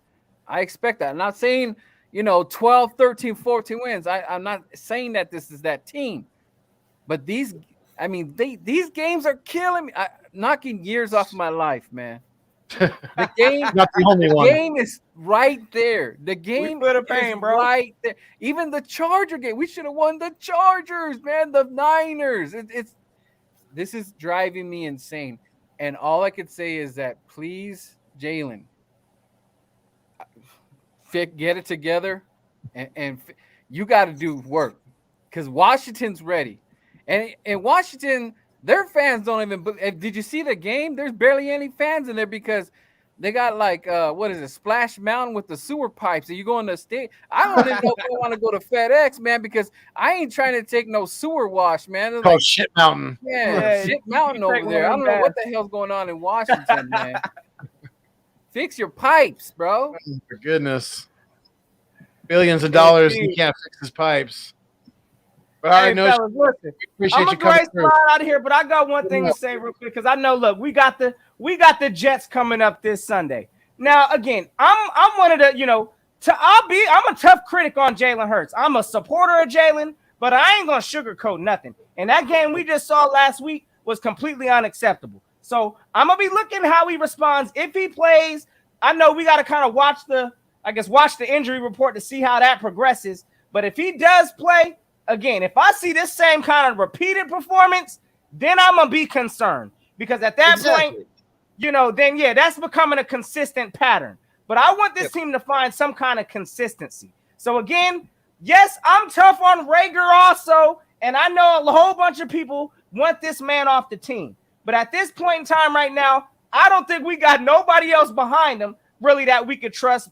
I know a lot of people saying JJ, even though, I guess, technically, he's caught every ball thrown his way this season, I guess. He's the GOAT, the umbrella GOAT. Bring in my man, JJ, man. He's trying to show up. He's telling you, wow. If it's going to work, I'm with it. But this man, Rager, again, you got to roll with the high hand. You roll with the high hand. He didn't ask to be a first-round pick, so I just think we need to give him some kind of a pass on that. Because, again, he didn't ask for it, but, he should have caught that ball, fellas. Let's not even act like it. He's a first-round dip. He gotta go. He's a first round dip. Yo, Indeed, Notion, fellas. I want to be the Hey. first one to tell you, my guy, I appreciate you so much for coming on here, man. It was kind of a last minute thing. I messaged you, I think Saturday or whatever. So I appreciate you doing this for me, man. It's been an honor. I love Man. talking football with you, man. Y'all know y'all my brothers, man. This is anytime, fellas. So y'all know, hit me up, fellas. Hey, y'all have yourselves a safe and fantastic Eagles Day. Again, if y'all new to any of my brothers' channels up in this thing, y'all know what to do. Check them out and go hit that subscribe. Because y'all know how we coming. Win, lose, or draw, we going to talk about it. So, hey, fellas, have a fantastic day. Oh, yeah, hold on. Let me grab some. Hold on. That's dope, man. Hit that subscribe. Yes, sir. Hey, we Got need my a own Philly Philly note. Hey, Notion like bug. this is the instead of the bat symbol, the Notion symbol. We got to call him into the show. We can. Oh, Yeah, there fellas, it you is. already know how to bust it out, man. I'm There really it waiting to get some kind of victory energy to go and Right. sip out of this thing. But our team ain't Right. been giving it to me, brother. But you know it's coming once we get that streak rocking. So, hey, y'all know what it is, man. Have a fantastic day. Hey, y'all know I'm going to be checking out the stream, so y'all keep rocking. Fly, Eagles, fly. Let's get it next week, fellas. All Yes, right. sir. Thank Appreciate you. you, Notion. What's going on, Jinx Wolf? Jinx Wolf's in the building. Yeah, JJ's and just so better. all you guys out there know, I'm not mad at Birdman, and he knows that too. But just so you guys know that, I'm not. I just speak with my heart, and that's just how it is. We're passionate. We're passionate about our football team, and I mean, just like in real life, which football is a part of. We're not always going to disagree. We're not always going to agree. So, it is what it is. But we're always brothers at the end of the day. If you think about it, we're actually giving the Eagle fans a taste because instead of people battling on keyboard Twitter and saying, oh, this and oh, that, and then I'm going to block you, me and AK we can debate this. And remember, guys, Right. AK is my boy. These guys are my boys. The thing that we're talking about is this is out there. This noise, whatever I'm saying, that's out there. I'm getting this all from every angle, right? If I say one thing, I could say Jalen, I don't like Jalen's outfit. Oh my God, why would you say that? Like, it's just ridiculous right now. But the thing is, guys, I want the best on this team. I've been me and Philly have been talking about this you can go back and check the film, even AK before the season started. We already talked about expectations, where we think Jalen's gonna be at. The problem right now is that we're beating a dead horse here with that stupid inconsistency. I knew that, and I told you that this Giants thing just didn't feel right. They had so much against us that they were so pissed off, and it was Michael Strahan night. You got to remember, if it was Brian Dawkins night, we expect our Eagles to bring everything and the kitchen sink because you're trying to show out for a legend. That's their legend over there in Midget Town. So they had an extra oomph. Daniel Jones probably played the game. That was their Super Bowl, guys. That was the Giants' Super Bowl. And now he's going to be out. Now all of a sudden he's got a neck strain from what? Who? From Daniel Jones. He's going to be out.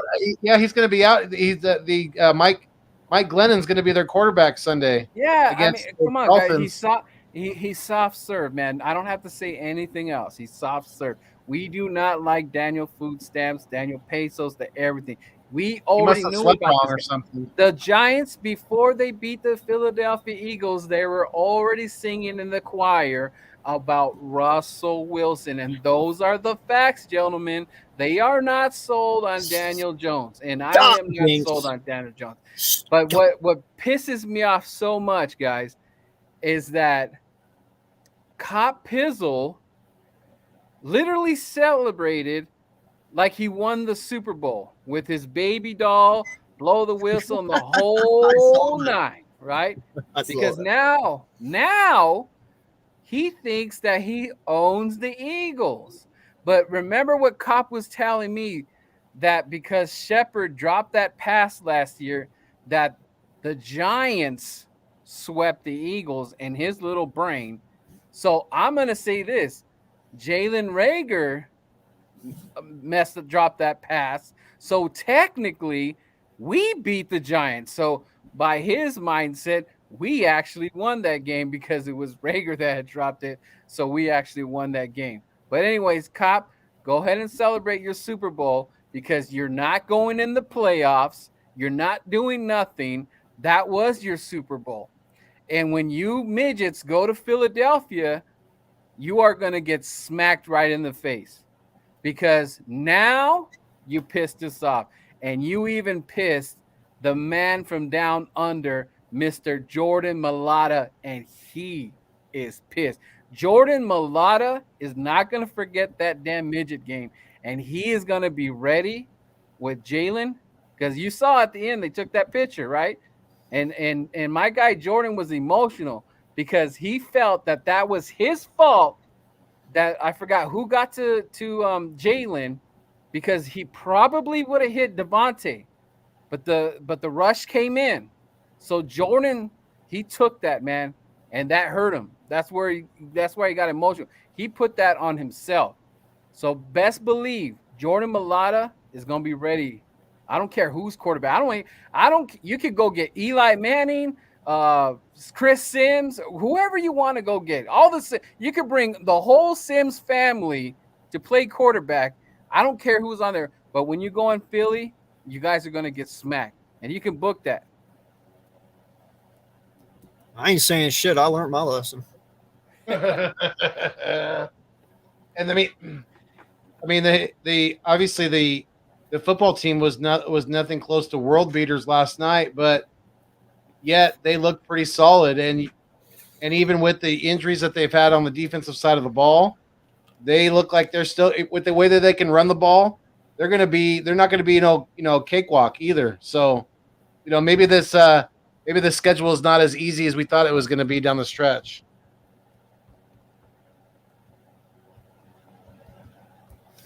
Yeah, no, it's. I think we'll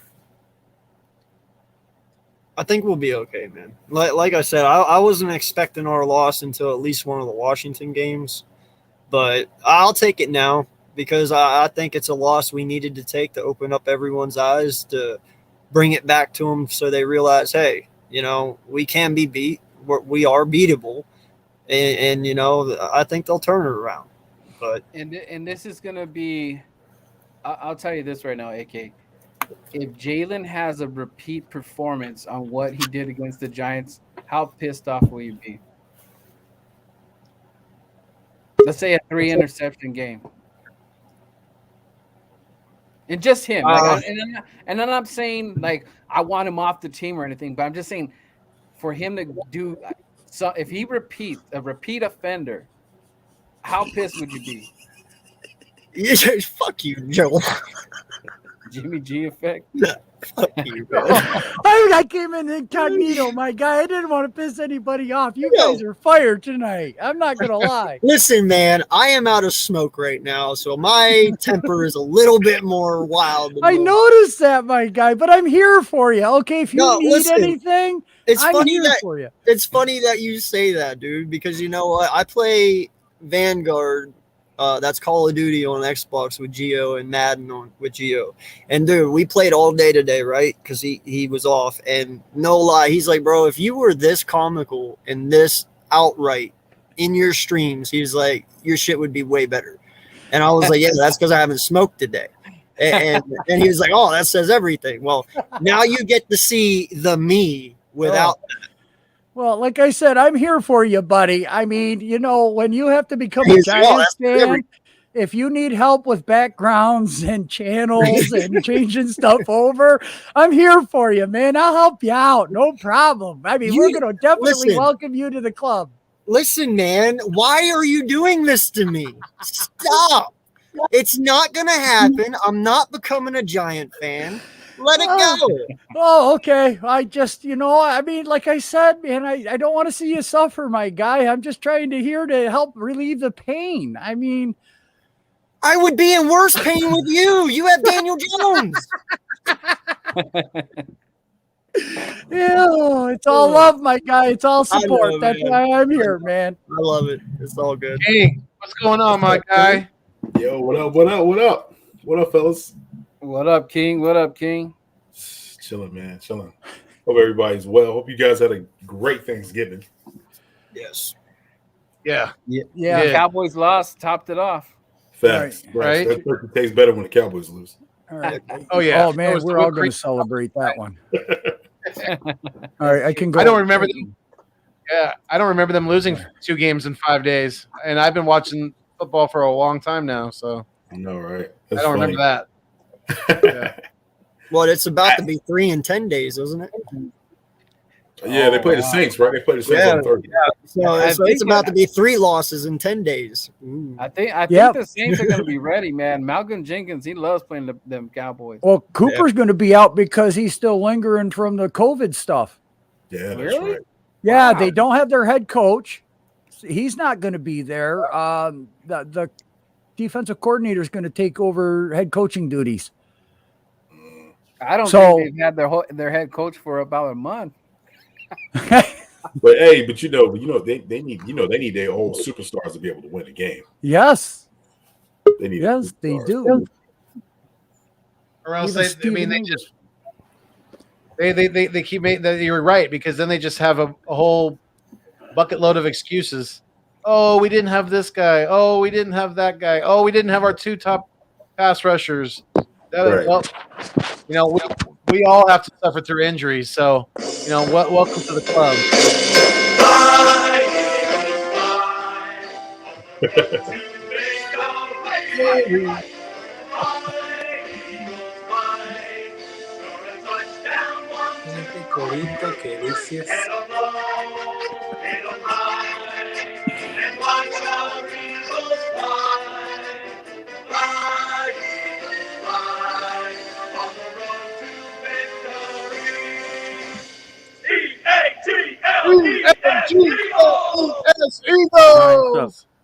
Go Birds.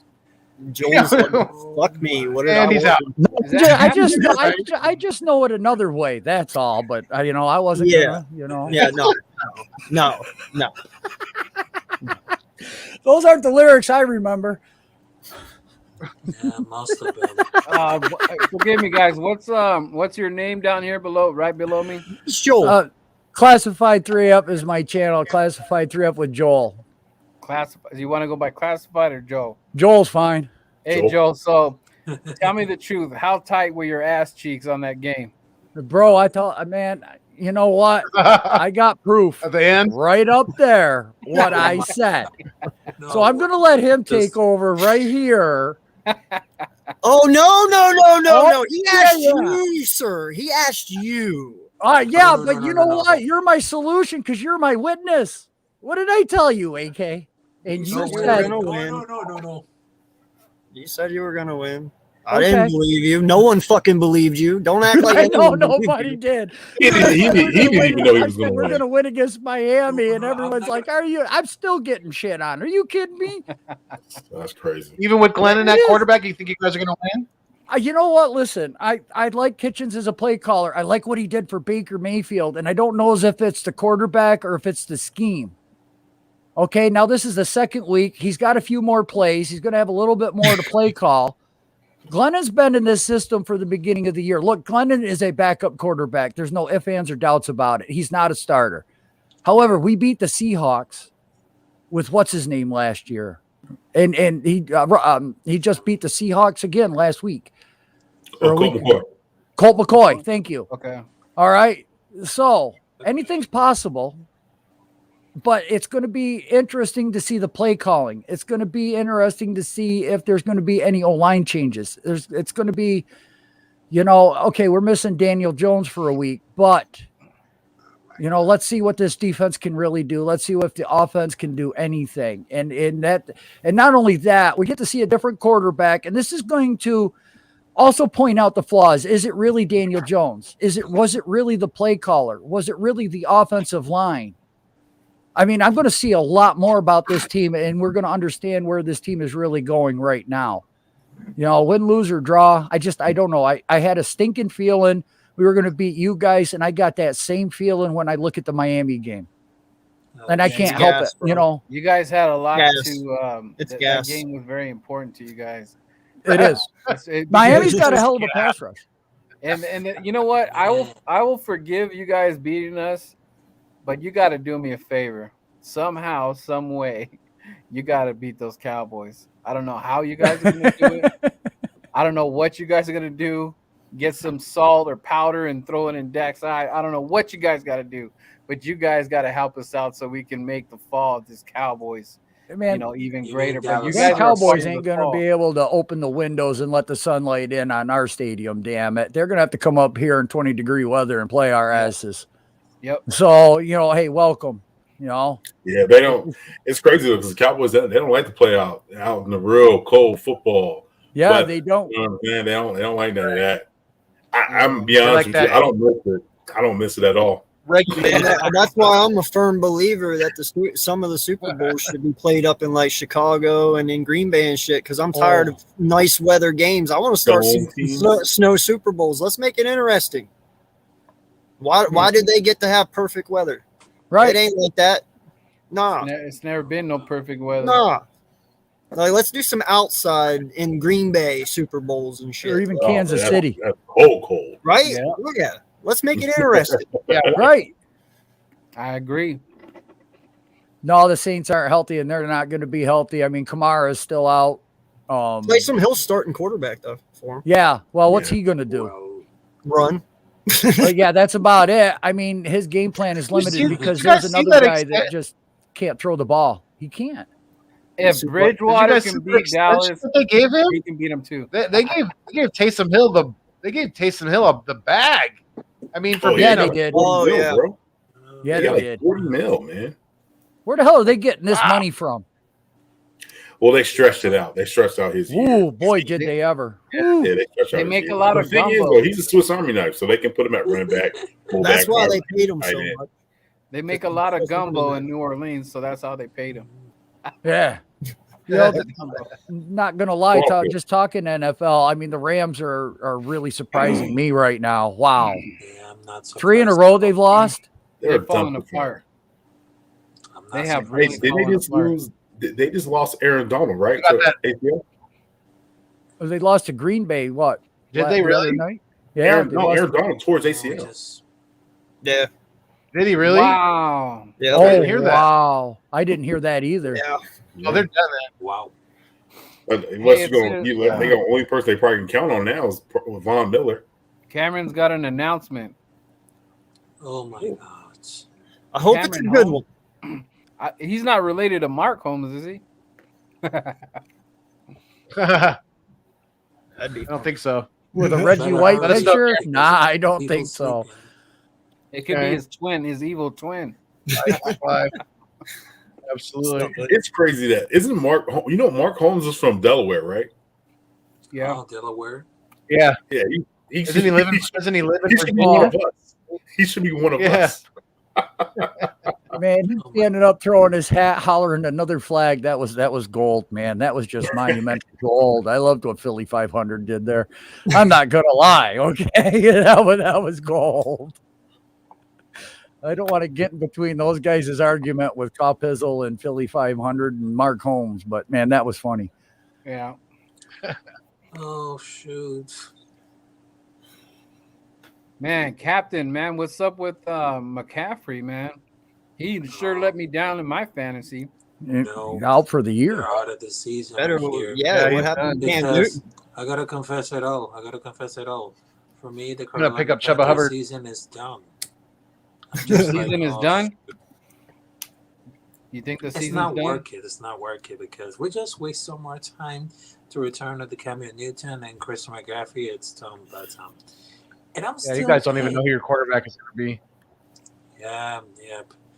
They need a better quarterback, so I'm very pissed off about the decision of my rule putting Cam Newton on the bench and getting to PJ Walker. But for me, it's done. For me, it's. I feel bad for Cam Newton, man. I actually would feel bad. But what else I can do? What else I can do? Because I just feel like I'm not happy at all with the Panthers. I'm not happy about the Panthers. But There's not much to be happy about. Yeah. I've been in conversation with you guys, Foothills, Eagles Uncensored, Joel Birdman was good, and also came right here. I would love to have a conversation with Phil Nation, but what happened with that guy over here? Because that content right here is very amazing, but I don't know where he left. Who? Yeah, take off. Oh, Notion? Yeah, he had to go. Yeah, he had to go running some errands. Yeah. Yep. Yeah, but the best thing that I ever done because of what I learned. Yeah, that was awesome. Here, Cam Newton, that family car, an old build getting passed around for a bare minimum. Oh my God! So King, What up? you got ear to the streets on the east. You hearing anything? Kind of. I heard this, man. What's up? I heard that Hurts is not really that hurt, but someone wants to see Minshew win. Did you hear anything about that? I haven't heard anything about that. Yeah, I forgot who I heard it from, but I was like, no way.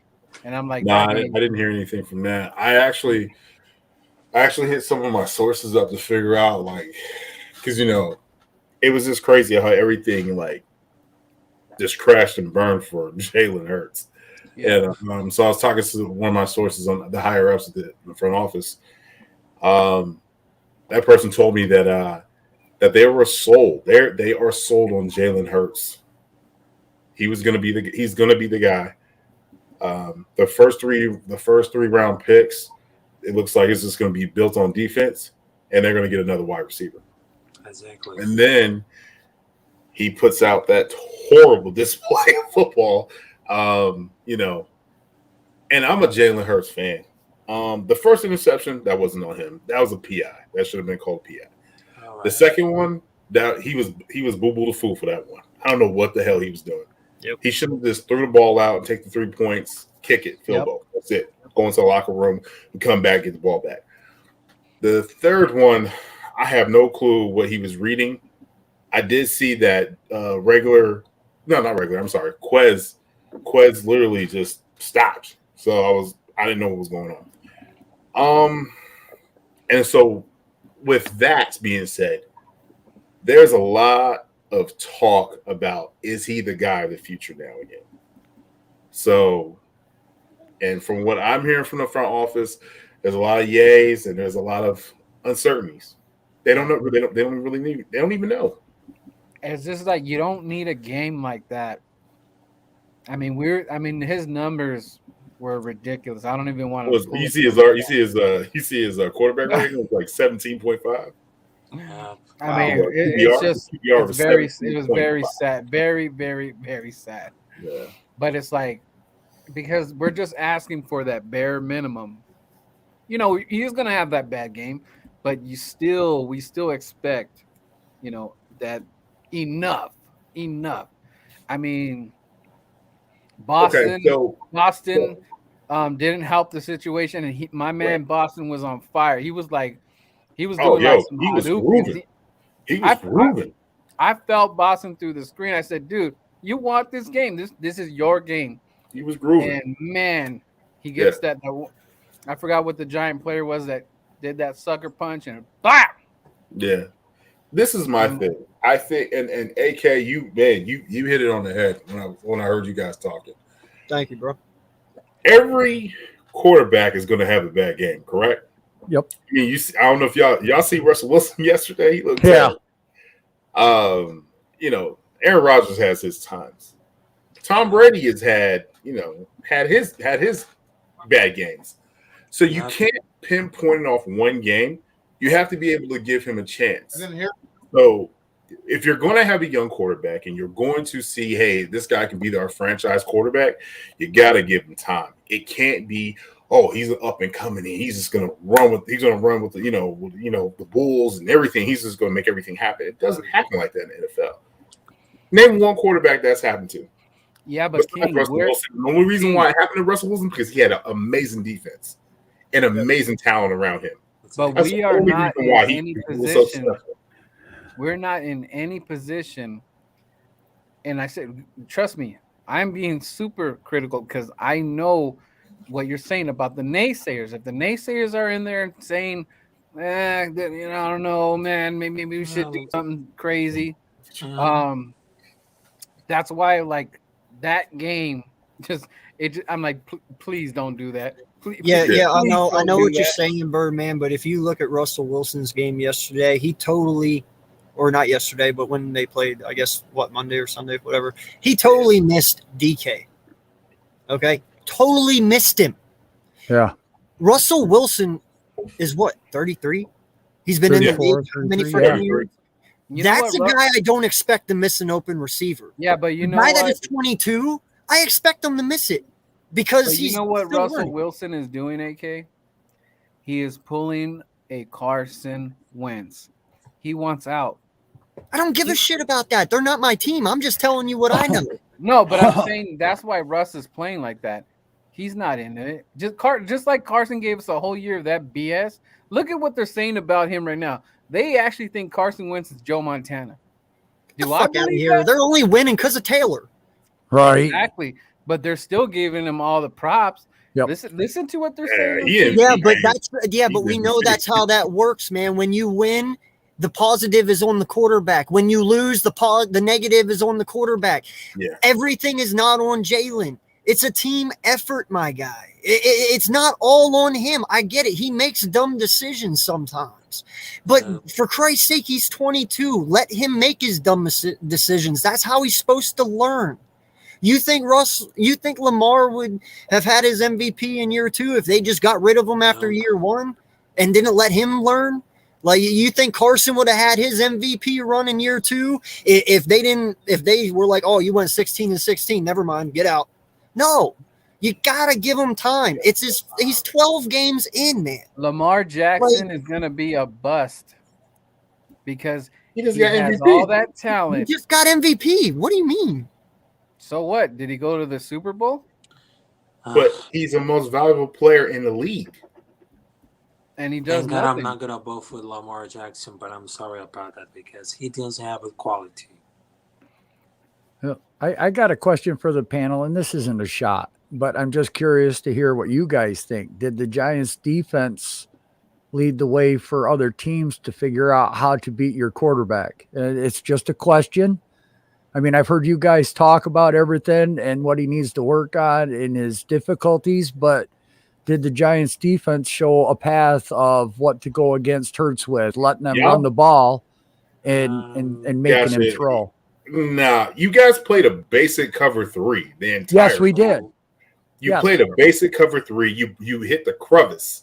That's what we used to call in the high school. You have your quarterback, you have your defensive line, and you broke it. You know what I mean? So you build the crevice. So you make sure your quarterback can't go left, right, or exactly. You contain him. But most of this game that we just played, y'all, we shot ourselves in the foot.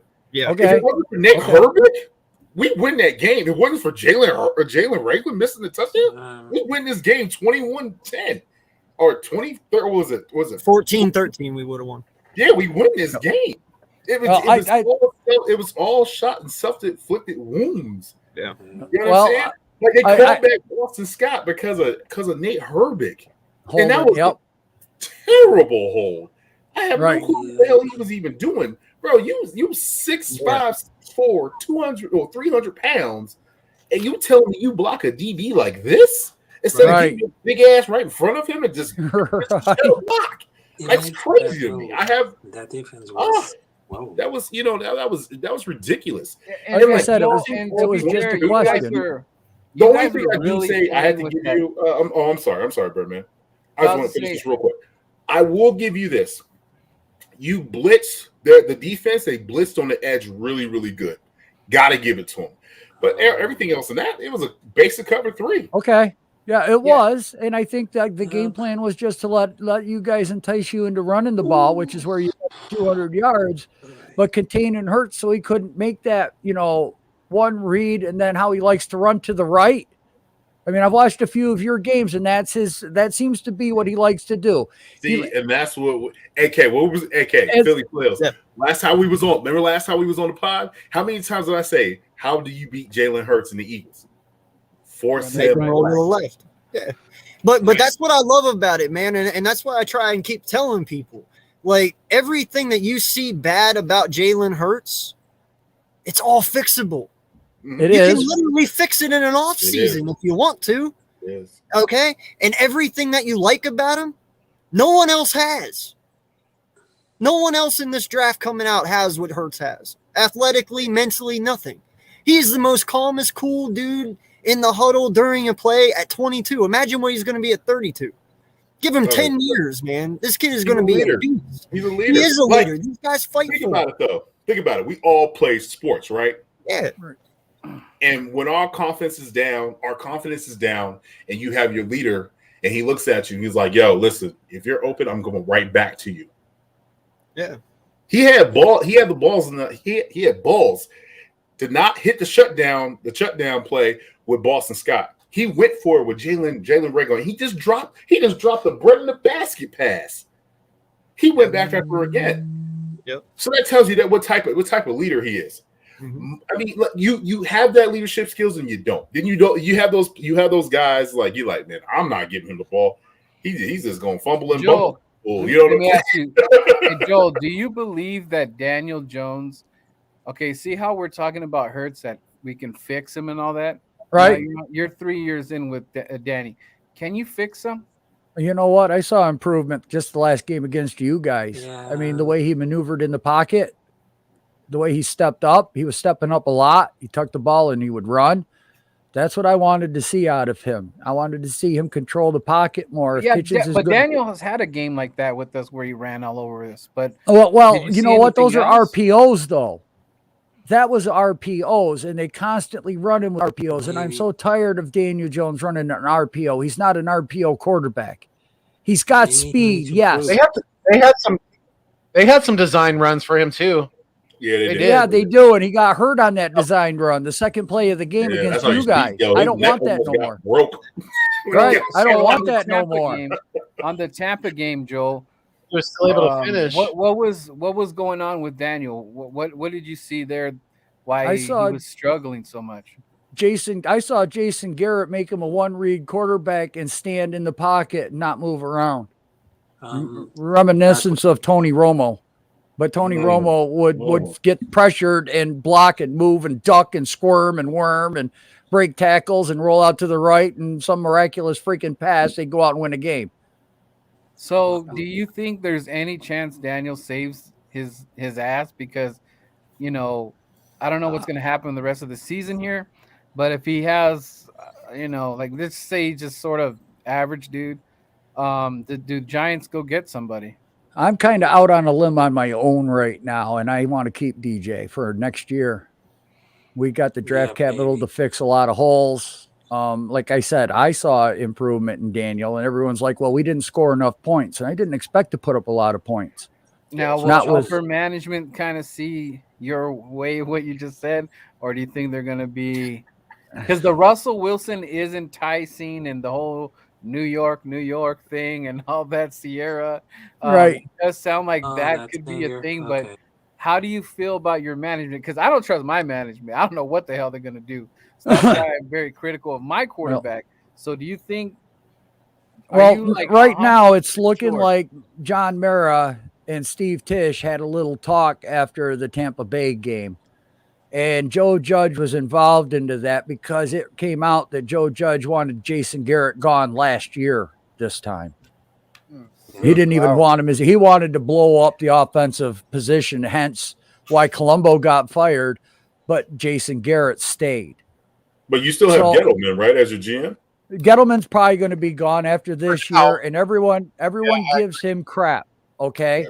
But now with just Jason Garrett being protected by John Mara, that's letting me know that Gettleman was also hindered. because I think John Mara was dictating to Gettleman what to do, what to draft, who to get. Like the Barkley pick, that was for Eli. They wanted to get Eli another run. Hence, that's why they went out and grabbed Nate Solder, who was the best left tackle available on the free market. There was nobody else. He's and coming from the Patriots, right? He's Yeah. coming from the Patriots, right? Yeah, and he was the only left tackle there. Knew we needed help at that scenario, but Brady's such a master in the pocket that he made Solder look phenomenal, all world. And when he actually got away from that system, he stinks, man. I mean, he's on his ass every freaking game, every play. The guy's a traffic cone. You can go around him with ease. Joel, does Daniel need a great running game to be successful? Kind of like I believe we need a great running game to make Jalen successful. Do you think it's the same for Daniel, or do you think you could kind of, Mac Jones is doing the Lord's work over there, and I could just hear the fans, but what is Daniel Jones like? What do you see needs to work for him to work? Man, for a while there, it looked like it was just Andrew Thomas, the left tackle, was protecting his blind side, and he was looking better each game. Okay. Now let's take in mind, though, we're still talking about Jason Garrett. We have to see Daniel Jones outside of the realm of Jason Garrett. Okay. Because I think Daniel Jones has the tangibles to be a top 10 quarterback. If you have a top 10 quarterback, you have a playoff team. All right. Then if you've got the stout defense, you're a contender. Well, we're getting there with the defense. We need to fix the offensive line so that way Barkley has somebody to run behind. And that does go into the running game. But if they want to stack the box with 8 and we've got an offensive line that can hold up for 3 seconds, I think Daniel Jones will pick a defense apart like any other quarterback in the league, because he proved that in the Saints game. When we went into the Saints game, they weren't as hindered as they were because what was it? Haskins got his knee hurt the following week. Yeah.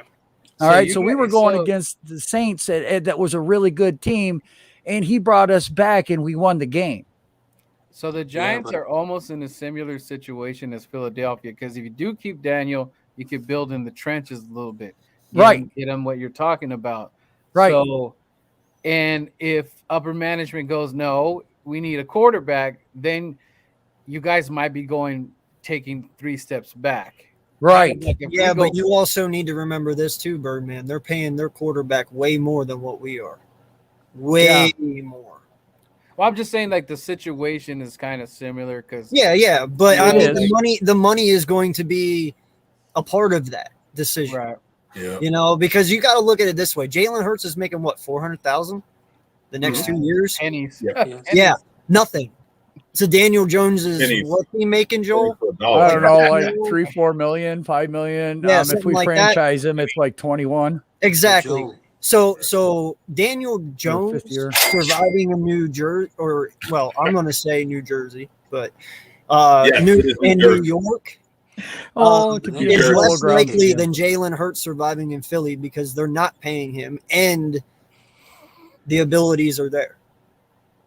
Okay, but not only that, if we did keep Daniel Jones around, let's get some offensive linemen in here, because if we do need a quarterback, let's say he's not the answer, at least we got an offensive line here. And the next Gettleman ain't building no. He's not building. Listen, you know what? I still say Mara's the one, because if you listen to the end of last year, you can pull up videos. What's Mara saying? We need to get Daniel Jones weapons. And what did they go out and get? Because what did Mara want? Weapons. Yeah, but Gettleman's been saying he wants. You know what? I'm telling you right now, if that was Gettleman's draft, he's taking Parsons or Slater. He's not trading down. I got you. But the thing is, though, with you guys, you got to realize something with the Giants. You guys, you saying that you're the only one on the limb, right? You're sticking with Daniel Jones, right? I am, yeah. Right. So how long has Daniel Jones been in the league for? 4 years now? 3 years? This is his 3 years. 3 years? This is his 3rd year. And he has had a different coordinator almost every year.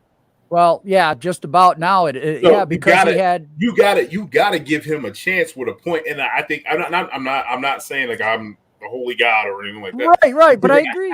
You're gonna have to give him a chance to figure out what he can do to see what he can do. Because if you Yes. don't, then you're gonna Oh, set your speaking of which, you know, you got Joel down here saying that while our quarterback has better stats and way more touchdowns than his. That's what I'm, But yet we're supposed to be the ones that get rid of our quarterback, right? Yeah. Yeah, okay. That's what I'm just asking. I mean, listen, he went from 25 touchdowns his rookie year to 11 last year to only 8 this year. Jalen Hurts in 12 games has 17 or 18 touchdowns. And he should have more because 8 of them got called back. Yeah, because 8 of them came back. So why the fuck are we sitting here talking about getting rid of our fucking quarterback when this guy only has 8 touchdowns? Come on now. Oh, I like it. Diversity in the ranks. Yes, I'm involved in it. No, I'm just kidding. I'm just kidding. No, you get what bring I'm him in. It's all good. You get what I'm saying, though. Yeah, but the thing is, they drafted Daniel Jones at what? What the hell? Hey, can you get rid of that, please? This dude. Oh, no, man. I got a bunch of mods. Oh, that's not in my chat. Never mind. There you go. Damn, it's like that. Oh, dude, Yeah. when you get popular, bro, they come everywhere. Yeah, they do Hey, because Joe, I get them. Joe, what was Daniel taking at? What was his 6? He was a 6th-round pick? Yeah. Or number No, he's number 6 overall. Oh, okay. All right. See, and that's why I think that they're in a different situation where I feel like they feel our organization that Jalen is expendable because he was just a 2. And that's what I feel like. And as far as comparing the 2 quarterbacks, I think upper management saying like, well, you know, we only did get him at a 2. So, well, let's just see what else is out there. If this goes south, AK, don't kill me. Yeah, no, I'm not. But did you not just sit here a little bit ago and say you think Rager stays because he was a Howie Roseman pick? Well, guess what? Jalen Hurts was a Howie Roseman pick too. Unfortunately, what's going to happen this year, and probably with both of our teams, is it's all going to depend on what the season-ending record is. Yeah. Because we have not heard the so-called experts start talking up these quarterbacks. He's got a strong arm. Look at his footwork. His hand is 10 inches wide from tip to tip. You know, he can make all the pro throws. He can do this in his underwear. He can do that in his underwear. You know, once that starts happening, do you realize what our fan bases are going to be like? Nice. Because they're not getting talked about now, but we all know what happens at Indianapolis. The underwear. Yeah, but Olympics Joel, are famous. unless there's a guy out there that has Hurts' legs, I don't want him. Unless there's a guy out there that can Malik be Willis better than has Daniel Hurts' Jones, you moves. shouldn't want him. Malik Willis, dude, he just lost the fucking army. He I put a know. dud up. That's terrible. know. No. Dude, I know. Malik. But wait till these guys start talking about him. Oh, for sure. For sure. I But don't you care. have to do that. You have to do that. You have to hype Right. up future But quarterbacks. I'm not saying I want it. I'm not ready. saying you want it. I'm telling you this right now. People. If we get Malik Willis in the draft, I am breaking everything live. I'm telling you that. I am taking. You might not even get mad at that because you're a Giants fan. I got to get you a Jones jersey. Oh, wow. Wow. Love, man. It's all love. I'm trying to cheer you up, my guy. There's no cheer right now, man. It's all gone. Listen, they took my Thanksgiving, rolled it up in a ball, shoved it up my ass so far, I don't even know what food tastes like anymore. Nothing like a high colonic on Thanksgiving. Oh, my God.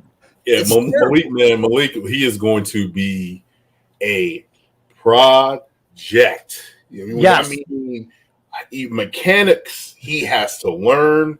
You're gonna have to work. Jesus gonna have to work with him.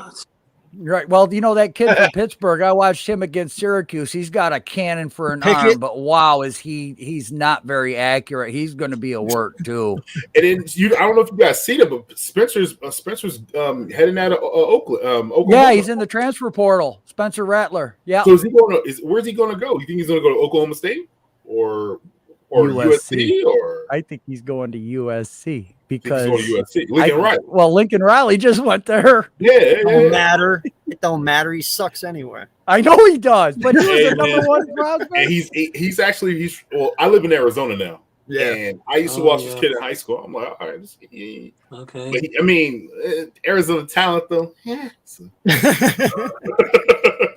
So, Well, I mean, he went to one of the best schools for passing in Yes. Oklahoma. I mean, if you look at the quarterbacks that had come out of there, I'm like, yeah, okay. You know, you had Baker Mayfield, yeah. you had Which is not top 20. Johnny Manziel. He never panned out, but he got all the hype. I mean, Oklahoma's known for hyping up a quarterback. That's why Hurts went from Alabama to Oklahoma, you know, Yeah. to help Yeah, with his yeah. passing game. And that's why he went there, was for helping his passing game. Yeah. You know, Lincoln Yes. Riley is really Did it good help? at developing guys. It did help Did it help? some, but you know, you look at those guys coming out of Oklahoma, but now where's he going to go where he's going to get that kind of recognition? Because his attitude was like, who's going to want him? Mm. I mean, that's my only problem with him going in the transfer portal. You know, would NFL teams be more encouraged if he stayed at Oklahoma and fought and won his job back? Would that Right. up his rep in the draft That picks? stuff matters. That stuff It matters. does. It's the little stuff, you know. I And, got you know, that's people. what, I was talking to Gail. We were talking about that, AK, we were talking about that Jalen Rager. Mm-hmm. Like, Mhm. he went to TCU, and we were trying to figure out, why did he go to TCU? And he's saying that he went to TCU because of his grandmother. Yeah. And then you have Devontae Smith. He committed and was going to go to Oklahoma. He was already going to go to Alabama. And Alabama already had Waddle. They had all kinds of wide receivers. He was like, I'm going to go there and I'm going to compete and I'm going to be the guy. You know what I'm saying? Like, there's two different mentalities. So you're going to go to a spot where you're going to be the man, and Right. you'll probably never win nothing or do anything. And then you got another guy that's like, you know what? I'm just, like what they said. They said he went up to they went to Sirianni and told him, I want the ball. Right. Now has everybody arguing about if he was open. I'm be honest with you, he was open for like 2 or 3 seconds, and then because there was a safety up top. I don't think people seen that. There was a safety up top. Yeah. He wasn't open. And then man, Tom Brady can't even make that throw. Well, and that's what I was saying earlier, man. There's like only maybe 5 quarterbacks in the NFL that could have made that pass right there. I mean, it had to be perfect. It had to be on point. And I mean, dude, it had to be at the back far pylon of the end zone. Because like you said, that safety saw Smith at the very last minute. Well, they doubled the entire that time. Yeah. They doubled Smith. They doubled Goddard. Because Goddard, people were like, oh, where's Goddard? I'm like, bro, I don't know if y'all are watching this, but as soon as Goddard get off his release, bro, he had a safety coming up. He had a linebacker on him, and then sometimes they would switch it up, and they would put the slot. They put the slot on him, and then have the safety come down and play box a little bit. It's hard to thread a needle, man. You can't. You know what I'm saying? And what sucks about it is like the Eagles only have 2 pass catchers, man, and that's Devontae Smith, which is a rookie, which is pretty sad, and then you got Dallas Goedert. And yes, he does have a couple drops, but as an all-around tight end, we have that tight end. Dallas is a great blocker. He understands, and he understands the reading the defense, the sitting in zone. He understands that, and he's good at getting yak. We haven't had that in so long because Zach Hurts wasn't doing that for us, bro. Yeah, no, I know, man, and I mean, I'm all for it, but when you know what, it's like I said, when you pay somebody $59 million, though, I want you to catch that ball. Right. I want you to catch that ball, because when I sit there and I put $59 million in your bank account, that means I fucking believe in you. That means I want the ball. Yeah. So I mean, now you guys know what it's like to have Evan Ingram on your friggin' team. No, he's nowhere near Evan Ingram. No, he ain't no. They got the same hands. They got the same hands right now. Ingram. No.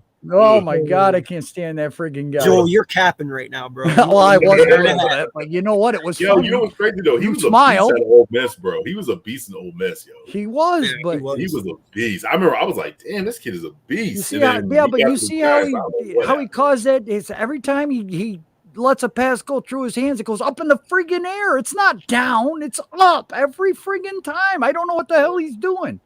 Yeah. Yeah, man. Man, that game was so depressing, man. I mean, when you know what, I got deflated when Boston Scott fumbled. I got deflated. I said, wow. Just wow. Right. And then Jalen Rager, I think he needs some time to clear his head, and we need to promote Jonathan Hightower. At this moment, we need another. We need something. We need somebody. And I heard people giving him hell, but not holding Greg Ward accountable. Yeah. Greg Ward should have caught that pass. He should have caught that pass. That was terrible, man. No lie, bro.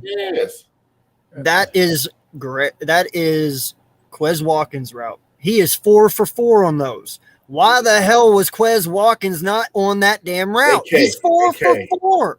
AK, I can't understand why we're not putting our best talent on the field in the correct positions where they need to be successful.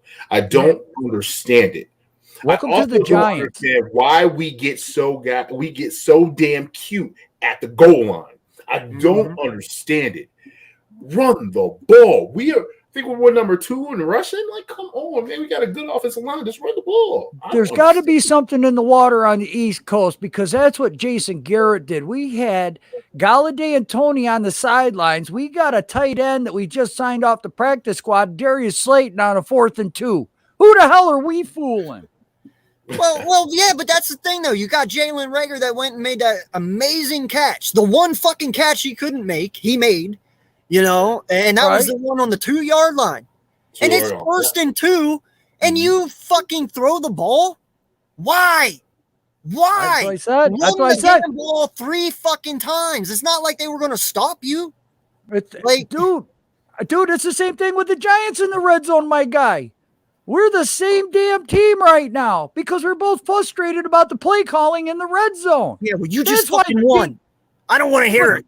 Oh, yeah. Okay, we're still last in the division, goddammit, even though we won. Okay, we're still cellar dwellers. You're right.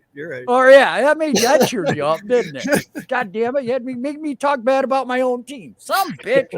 Hey, I got to do something. You're calling me I know already, and I haven't even lost the second game yet. Well, I mean, if you want me to cheer you up, I got something over here that'll cheer you up. No. Okay. Oh, man. So I got a question for you, King. And actually, you can answer this one, too, because this pertains to your team as well, Joel. How do you feel about revamping the wide receiver core from not Smith, but from him on down? As in Quez, Reagor, like in free agency, if we went out and maybe possibly got 2 wide receivers in free agency instead of 1, say Chris Godwin and Mike Williams to replace Quez and Reagor. Because, I mean, like I said, man, we need talent. We do.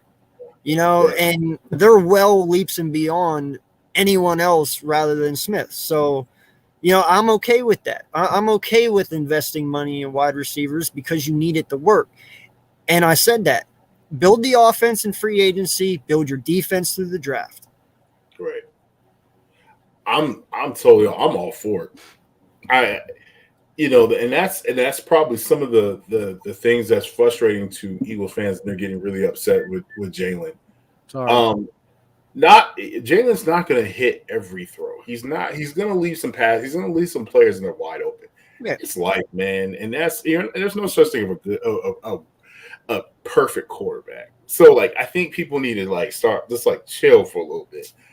But far as getting some, we are desperately need for a veteran wide receiver. Desperately. For instance, and I know people don't like him, but Alshon Jeffrey's catching that pass. Yeah. You know what I'm saying? Alshon's catching that pass. Even Nelson Aguilar would have caught it. I'm sorry to say it. That's crazy. But even Nelly would have fucking caught that ball, bro. I don't know about Nelly, man. I do. See, Nelly, to me, I feel like Nelson Aguilar was one of those guys, he need big brothers around him. Yeah. Or he needs another wide receiver that's good, and then he'll be okay, you can make that catch. I can do that catch. He's just he seemed like that type of guy. You know what I mean? Well, he had a good year in the Super Bowl year, and then he had a good year last year with the Raiders, and he's having a pretty decent one with the Patriots. So that's what I'm saying, right? Nelly would have caught that ball if he was in there. he's also around good wide receiver group. He has Kendrick Bourne over there. Kendrick Bourne is balling. And the reason why he's balling is because he didn't get the opportunity that he needed when he was playing with the Niners. He's getting opportunity what he's doing, what he needs to do with the Patriots. And he also has a decent quarterback in Mac Jones. I got to give it to him. Mac Jones is actually, he's good. And he fits that system in New England. You know what I mean? I mean, the thing is, though, is what's crazy is like there's so many wide receivers out there for this summer coming up. And the thing that really intrigues me is where's Devontae Adams going to go? I know he's going to break the bank, though. So I definitely know he's definitely not coming to Philadelphia because we ain't giving $100 million to no wide receiver. Plus, he's going to go with Aaron Rodgers anyway. He already exactly. So, and where is he going to go? You know what I'm saying? Like, there's just so many. There's so many. Minnesota. Oh yeah, I think so. He's pulling a Favre. I'm telling you. I am the only one calling this. He is pulling a Brett Favre and going to Minnesota to take over for Kirk Cousins, and then you're going to have Devontae Smith, Adam Thielen, and Justin. Has one more year left in his deal, doesn't he? He has one more year. No, this is it. He only had 4 years. Yeah. What about the kid for the Bears there? Justin Fields? Justin Fields? No, the wide receiver. Mooney? Mooney? Yeah, isn't he free agent next year? No, Allen Robinson. Oh, Allen Robinson. Or Allen Robinson. Yeah. Okay, check this out. Check this out. We had a deal ready to go, lock and load to get Allen Robinson. The problem was they wanted to see if they were going to win. I think it was against the Chiefs or something. It was week. I think it was like week 4, week 5. We had a deal. Allen Robinson was going to go. He was going to be a Philadelphia Eagle, but they did not. They already had a deal. It was like 4 years, $46 million. Deal was set, and it just crumbled. What else was in that though? I mean, he's not a free agent, so you would have no. So it was. So we had 2 deals. So summer, Zach Ertz for Christian Kirk. Yeah, that crumbled because Cardinals weren't budging. And then Allen Robinson, and then Robinson's franchised this year, wasn't he? Say what? Robinson was franchised this year, wasn't he? This is last year. This is his last year under contract? Yeah. Okay. So they already had a deal in place. Like I was waiting the entire time I was waiting. I talked to my connect. They were like, "Yo, it's done." They just waiting on to see what happens. He didn't even play the game. Right. I was like, and it didn't go through. Oh, Jeffrey says Robinson was franchised. That's what I thought, Jeffrey. Well, then he's still a free agent at the end of the year. Yeah, exactly. That's why I said, what about him to you guys next year? I mean, what would you figure he would want? 14, 15? I'd pay Robinson. I'll pay Robinson 12, 13. Yeah, 12, 13. Reliable hands. The only thing that might bother me about Robinson is he is always hurt. He's another Alshon Jeffrey coming. Yeah, he's always hurt. But he is good, though. I won't lie. Right. Penn State, too. Penn State. Yes, sir. Mm-hmm. Oh, man, imagine if you could pull Allen Robinson and Godwin. Yeah, but Godwin has a drop pop. Anyway. I know. What the hell was that about? Bro, do you know how many wide receivers I can go through that we didn't draft? Devontae Adams. Well, who do we go after? Jordan Matthews. AJ Brown. Who do we go after? JJ Arthega. DK. Like the list just goes on and on and on. Yeah. Yeah, no, how about you there, man? I know you guys got Galladay this year and stuff, but I've heard your frustrations on Slayton and Sterling Shepard and, every guy after Tony too. So, I know you probably can't get out of the Galladay thing. Maybe you can, you can't, I don't know. But, I mean, you guys definitely need to revamp just like us. Wait, Courtland Sutton is he can sign a deal with the Broncos. He's not. I was just about to say. Okay. Yeah. So anyway, go ahead. Or last guy too, by the way. I heard they were trying to get rid of him, and I wouldn't mind picking him up. Brandon Ayuk from San Francisco. Remember? They were saying they don't use him enough. He's not, blah blah blah. Man, If they're willing to get rid of Brandon Ayuk, you can send him my way. Yo, when you got that bad man by the name of Debo, where my chain at? Yeah, you can go ahead and get. Yeah. He's out for a couple games, though, I believe. Yeah. My wife is sad. My wife is from the Bay. She's a Niners fan. So. But as far as our wide receiving core, look, Slayton's a 5th-round pick. Okay. Okay. You know what? Let me tell you something. John Ross has really showed out this year. I don't think he's dropped a pass. Really? And he was known for coming. And yes, he's been very, very good for us. Good. I mean, he hasn't played a lot, but when he's been needed and called upon, he had that nice slant across you guys in the middle of the field there, that one play. I mean, I think he only had 1 or 2 targets, but so he's your JJ Arcega-Whiteside, so to speak. Well, I mean, Ross is the 4th, 5th wide receiver, but with the injuries and everything, he's a one-trick pony. He's the spread. He's going over the top and spread the field. Right.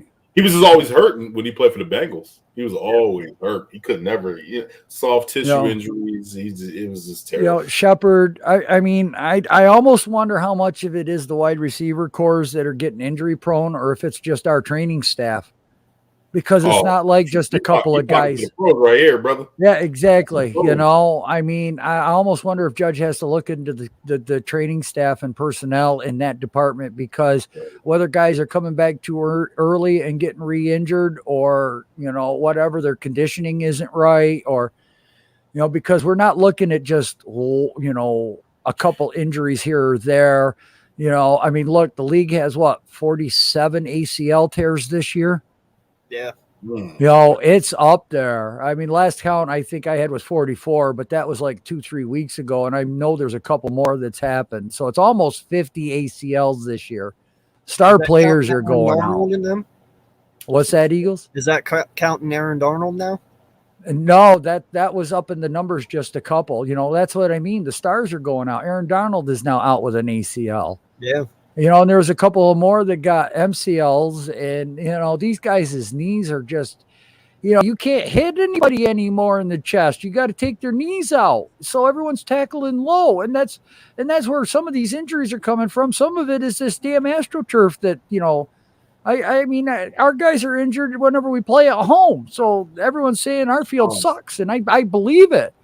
Man, that's like when you get hurt, when you hit the ground at Astro, it feels like you fall on cement.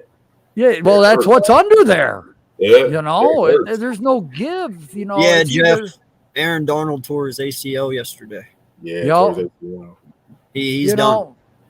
But I like Galladay. I do like Tony. I mean, that guy's electric. He's going to be a playmaker. I mean, I'd like to see him in a Tyreek Hill role.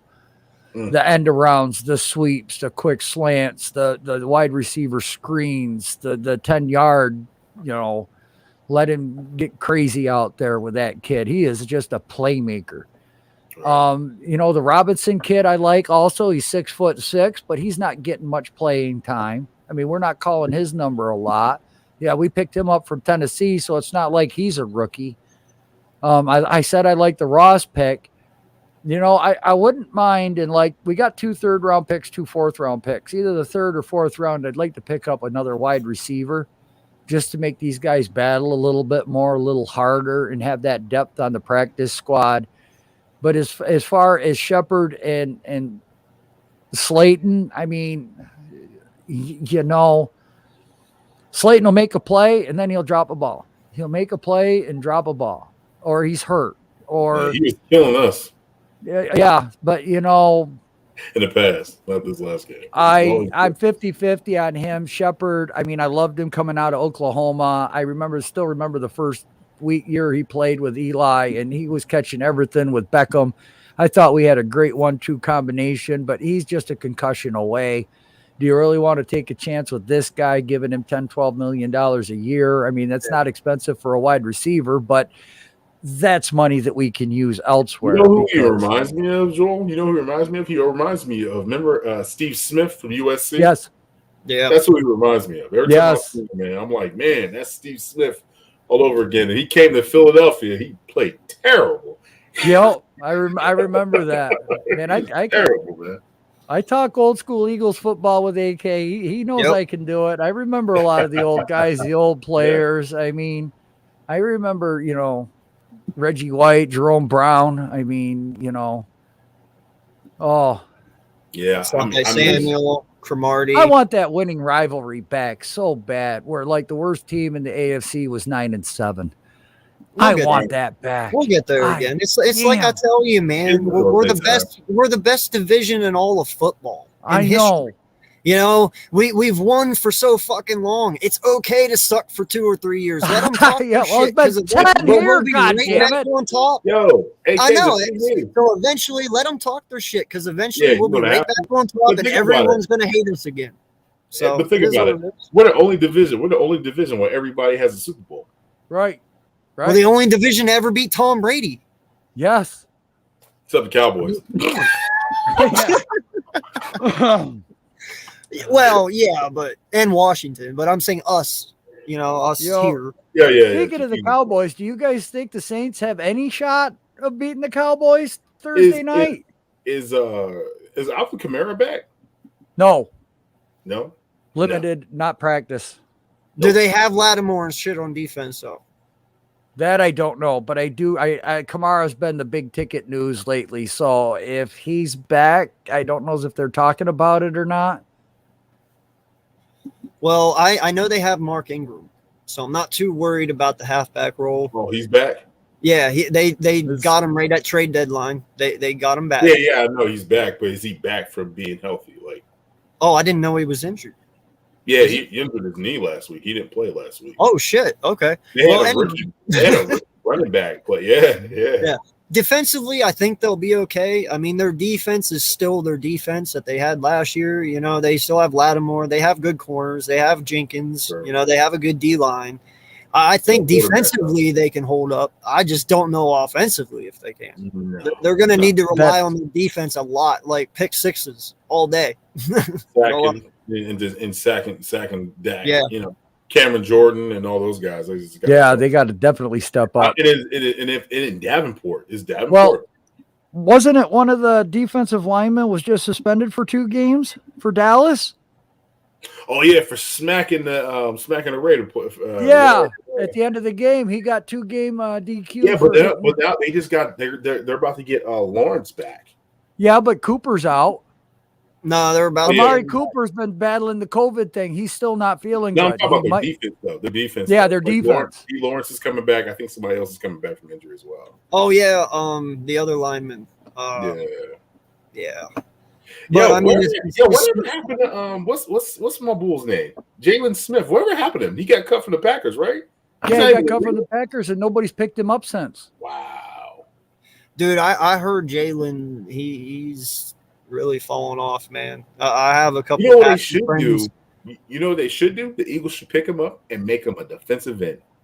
That's what they should do. Well, I think that's what Green Bay tried to do. I do too. Oh, they did. Yeah, but I think he just because I have a couple of friends that I play Madden with, and they're big Green Bay fans, and they said he just fell off. Yeah, that's why Dallas got rid of him. Cameron Holmes said Lawrence ain't good though. He getting paid. He getting paid for no sacks or they call it pressure. I think the Dallas's best defensive lineman is my man from Nebraska, the one Randy Gregory. He's the best defensive end in my opinion. Tristan Hill, that's the defensive lineman that got suspended. Okay, thank you, Jeff. Appreciate you. Yeah. No, man. I don't know what we have to do anymore. I mean, I do know that I don't know about y'all and if Gettleman does it, but I know how he picks our 53-man roster. Okay, he does. Mm-hmm. So, in a way, this shitty-ass season at this point, it kind of falls on him to a point. I mean, I don't consider it that shitty because we have more wins than what we did last year. Yeah, it's one, but it's more. And I do see progress. I do see it. Yeah, last game was a little, but all in all, though, it's one game. If they come out next week and I start seeing it over and over, then I'll start getting concerned. But not right now. Like I said, Lamar just threw 4 interceptions. Do you see Baltimore losing themselves? No. No. So you know why? You know why though? Because they believe in him that he's the franchise quarterback. Yeah. Well, I know And we're split. We're split. We're split. But it's hard to play in Philadelphia. AK, you know that. Mm-hmm. We did the same thing. We did the same thing to Donovan McNabb. We trashed Donovan McNabb. We still do to this day. And he is I think he's going to be a Hall of Famer sometime. He'll get his chance. I just think there's some things off the field that he did that put a bad taste in people's mouths. And the whole situation with him and T.O., man, that thing got – you talk about a magnifying glass, man, that was it. That was it. Yeah. You know what I mean? That brought a lot of attention, especially to Philadelphia, and we didn't like that. And I still – man, 2004, bro. That was us, man. Yep. We should have 2 rings. Should have 2 rings, man. Yo, by the way, conspiracy theory on this. You said the Rams lost 3 games in a row, right? Yeah. I'm talking about McNabb right now. I'm calling it the curse of the chunky chicken noodle soup commercial. Because if you think about it, who's the new guy in the chunky soup commercials? Sean McVay. Sean McVay is the new spokesperson for Campbell's. Oh my God. And look who was the previous spokesperson of Chunky Soup? McNabb. So Saquon Barkley. So you tell me that there is not some sort of negative effect with Campbell's Chunky Soup. I'm sorry, but there is. And the cover of Madden. The cover of Madden. Yeah, and the cover of Madden. Oh my God. Now I'm never buying Chunky Soup ever again. I'm stealing that. I'm telling you right now, I'm stealing this. Do it. Listen, this is why I shouldn't smoke, because I'm actually really intelligent when I'm sober. We need a GoFundMe for AK so he can stay supplied on herb, or that'll get him a better guy to contact. No. I'm telling you, dude, we're cursed. I'm telling you, the Eagles are fucking cursed. We're cursed by a quarterback, and I'm not even playing. Think about it. But we've had franchise quarterbacks. The last quarterback we to haven't. really Not lead since your McNabb. team We've been outside of off and on. McNabb. We've had Randall. We've had Foles. No, I'm saying Jaws after was the McNabb. last greatest quarterback you had outside of McNabb to take you to NFC championship games. Say it again. Yeah. Who you say? Jaworski. Yeah, but he I'm was the last one. I'm talking. I mean, Cunningham was good, but he was ahead of his time.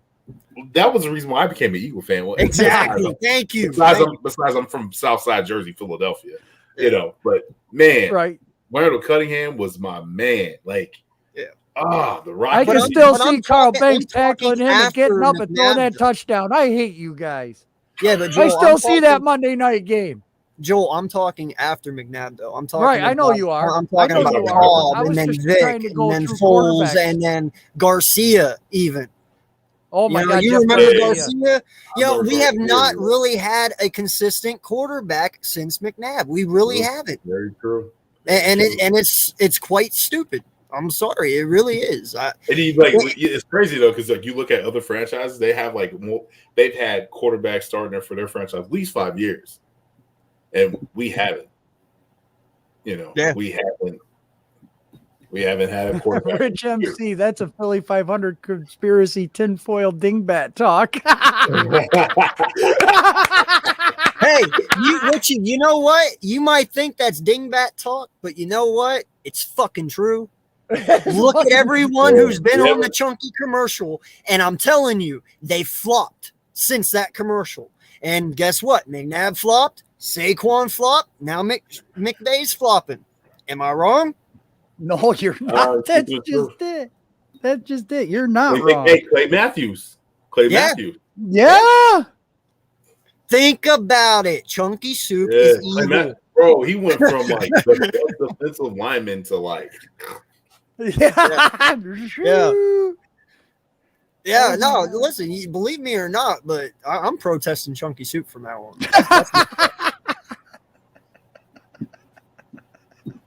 You're killing my sport, Chunky Soup. Yeah, Not- you are. You're taking all the I'm good just- ones away. I'm just hoping that I'm hoping that the front office gives Jalen a chance and understand if like you can't rush something that has to develop. If you're talking about fertilizer and flowers and growth, then you should follow your own. You should follow your own lessons. Adolescence. Well, give and it it's time, like you man. just said, King. If they get rid of him, what's that telling everyone else? We're about to just go right back to square one, man. Yeah, I mean, if you get rid of Jalen Hurts this offseason after that long fucking flower speech, you literally just blew everything out of the water. It's not about fertilizing and growing flowers. It's about, oh, are you a dead flower? Well, here, you're gone. Like, no, you got to grow. Oh Yeah. man, I don't know with the way you guys have been talking tonight, looking at your team and everything, and my team being in the same scenario with Mara and Tish. Is Lurie going to really just let's say you win 6, 7, 8 games? Is he really going to stick with Hurts? Or do you think he's going to fall in love with one of these guys coming out of college? Because that's what I'm afraid of if we get a new GM. I'm not going to lie. We're going to get rid of Joe. We're going to be in the same friggin' boat. And we are in the same friggin' boat right now if you really want to look at it that way. A new GM going to want to bring in his own guys, his own coach, his own quarterback, make a name for himself that way because they're not going to. And the way you guys are describing Lurie, it sounds like the same thing I've got going on over here, that he's just going to make a random change and throw caution to the wind and just blow it up to do it, to maybe appease and sell tickets. This is what I suggest that our teams do, because we are very similar. Even though we hate each other's guts, our teams really, truly follow the same path for the most part. Yes. So you have issues with Mara and Tish and Gettleman, and we have issues with Jeffrey and Howie because of picks, because of players, because of development. Well, here you go, guys. I'm going to give you an easy fucking solution. Watch this, learn, and listen. Let your coaches pick the players. No lie. Your defensive coach picks defense. Your offensive coach picks offense. That way, when it comes down to a player sucking, you don't have to sit there and argue, oh, who picked who and what and this and that. No, you can literally say, hey, you picked the player. You're the offensive coach. You wanted him. It's your fuck up. You're the defense. It's you. You can't sit there and say, oh, it's Howie. Oh, it's Jeff. Oh, it's Nick. Oh, it's JG. No, it is literally on that person.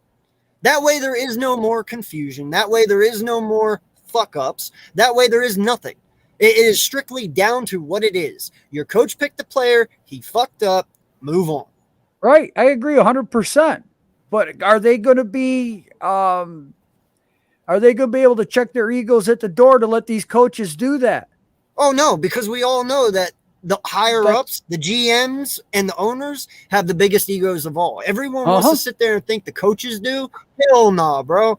That GM and that fucking owner, most definitely. Nah. And to even piggyback off that, okay, like, think about it.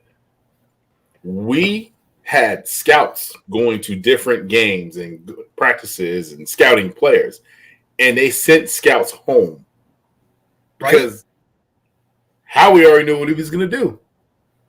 It got to the point when they was in draft, they were in the war room. They picked a player.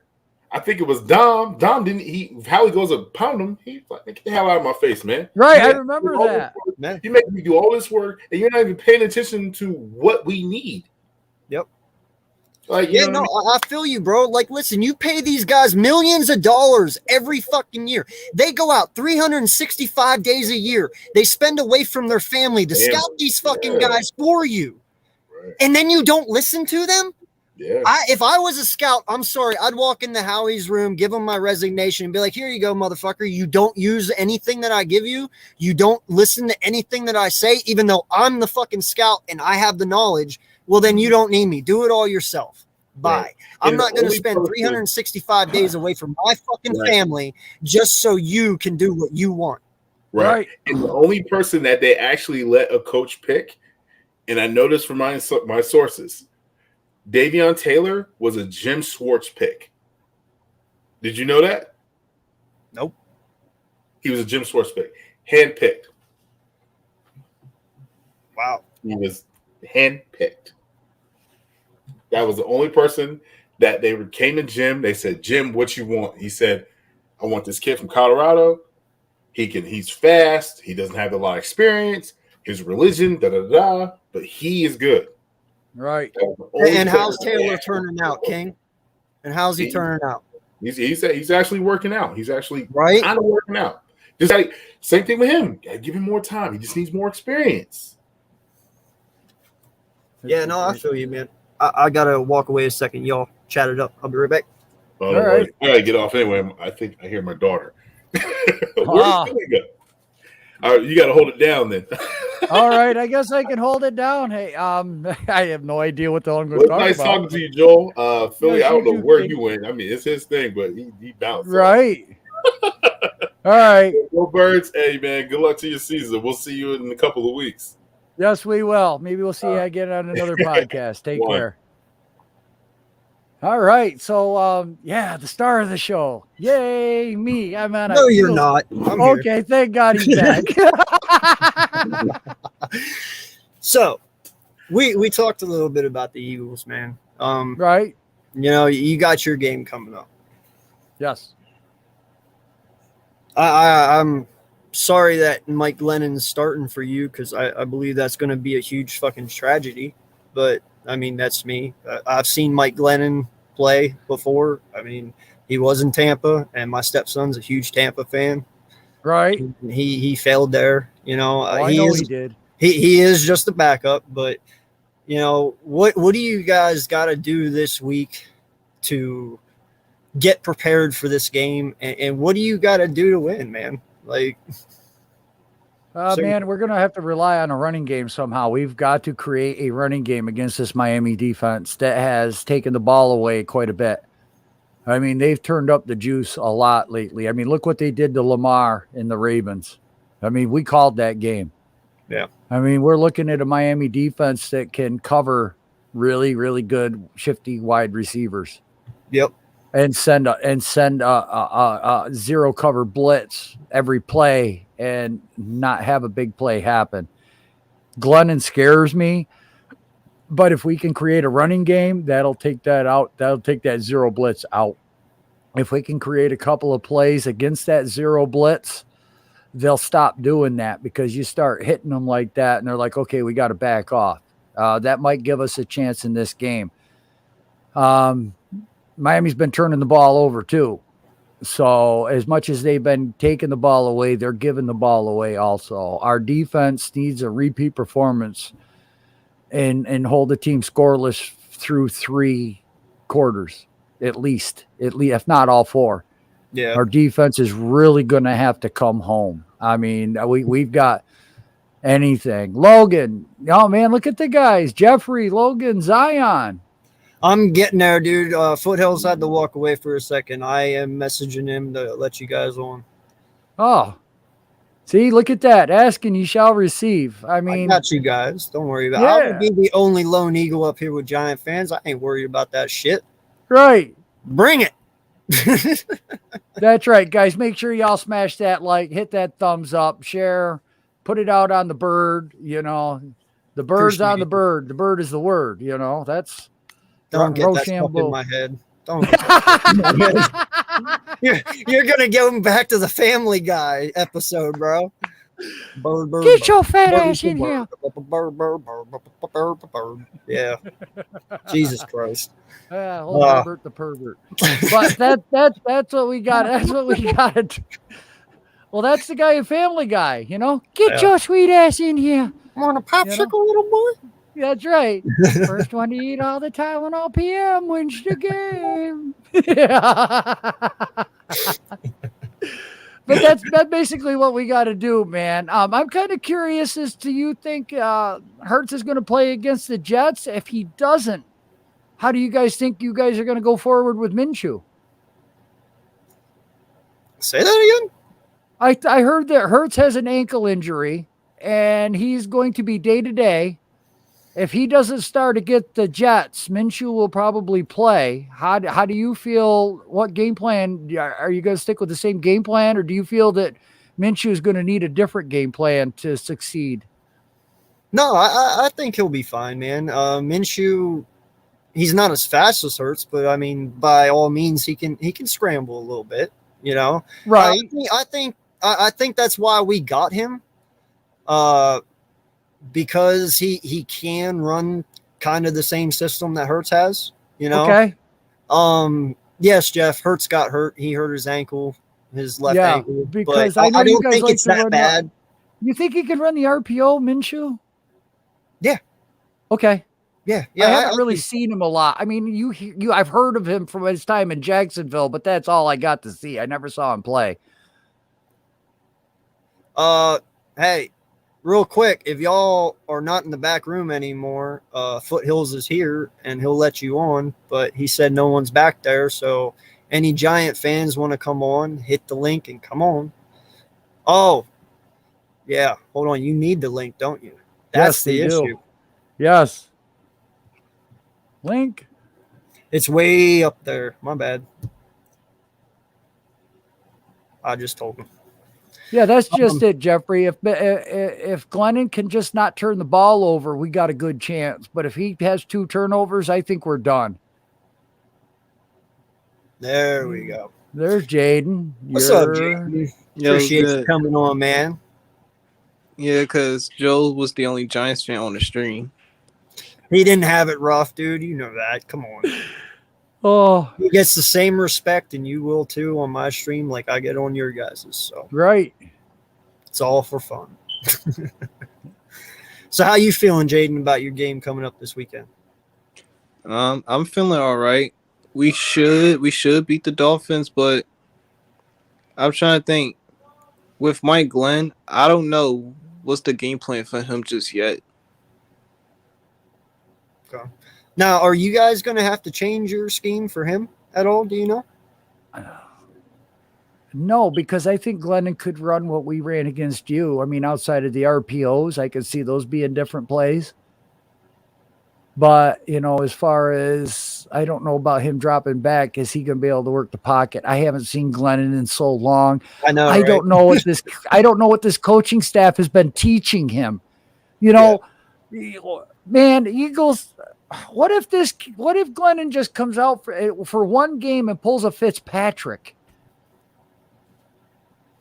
That's going to cause such a debate in this Giants community if he goes out there and throws 3 touchdowns, 325 yards, 24 of 32. I mean, that's what if he goes out there and fucking balls out, dude? That's what I mean. But what if he goes out there and he goes 8 of 30 for 90 yards and 4 turnovers? Yeah. Okay, so we're screwed. Yeah, exactly. We're definitely going to know what it is. Yeah, no, I feel you, dude. I don't even want to attempt to even think that Hurts is going to be out on Sunday, okay? Because I don't want Gardner Minshew in there. I respect him, okay? Don't get me wrong. I love Gardner Minshew, okay? I do. What he did in Jacksonville with that shitty team his first year and then the next year, his stats aren't actually that bad for what he had to work with. And you know what I'm talking about, Joel, because we discussed that before. He has talent. So if you put him around a really good team, he might even be really better. Right. But I don't want to put that notion in anyone's head up top. Yeah, that's what I'm worried about with Glenn. Exactly. Because if you just give them a taste of it, they start questioning it. And like you said, Glennon and Minshew, they shouldn't even be tasted. Okay, they shouldn't. Because in my eyes, Daniel Jones is better than Glennon. And in my eyes, Hurts is better than Minshew when it comes to being mobile, for sure. Right. So that's something I don't want to happen. Well, and I have no hate towards him. I just, this team will not be the same with Minshew. I promise that. It Did won't. you hear the Giants' recent acquisition? We got Jake Fromm off the Buffalo Bills and signed him to the team. No. Yeah. Yeah. Jake Fromm is now a New York Giant. And we were all wondering what the hell's going on. Why did we do that? And then the news came out about DJ's neck injury. So I'm like, okay, that explains a lot. And Logan said he's backstage now. Well, you might have missed your I chance, my messaged guy. him, dude. Just be patient. Patience. I've been preaching it all year long. Yeah. Patient. I don't matter to me. I mean, so I kind of like the move with Jake Fromm. You know, he could put a fire under DJ's ass when DJ comes back. He's coming in at the right time. We've only been 1 week into this scheme. You know, I'm not a fan of Jake Fromm. I just like it for the way that he can push our quarterback to become better, because there might be competition next year. I mean, if we picked him up on a 2-year deal, I didn't see Jake Fromm's name on the free agent list. So I think we have him for another year, having him signed to the team. You Minshewed him, man, pretty much. Like we Yeah. Nah, well, he was under the Bills with Allen and what's his name? He wasn't going to Mitch Trubisky. So he wasn't going to see any playing time. Here he might see some. You know, but as far as a backup, I'll take Jake Fromm over Glennon any day.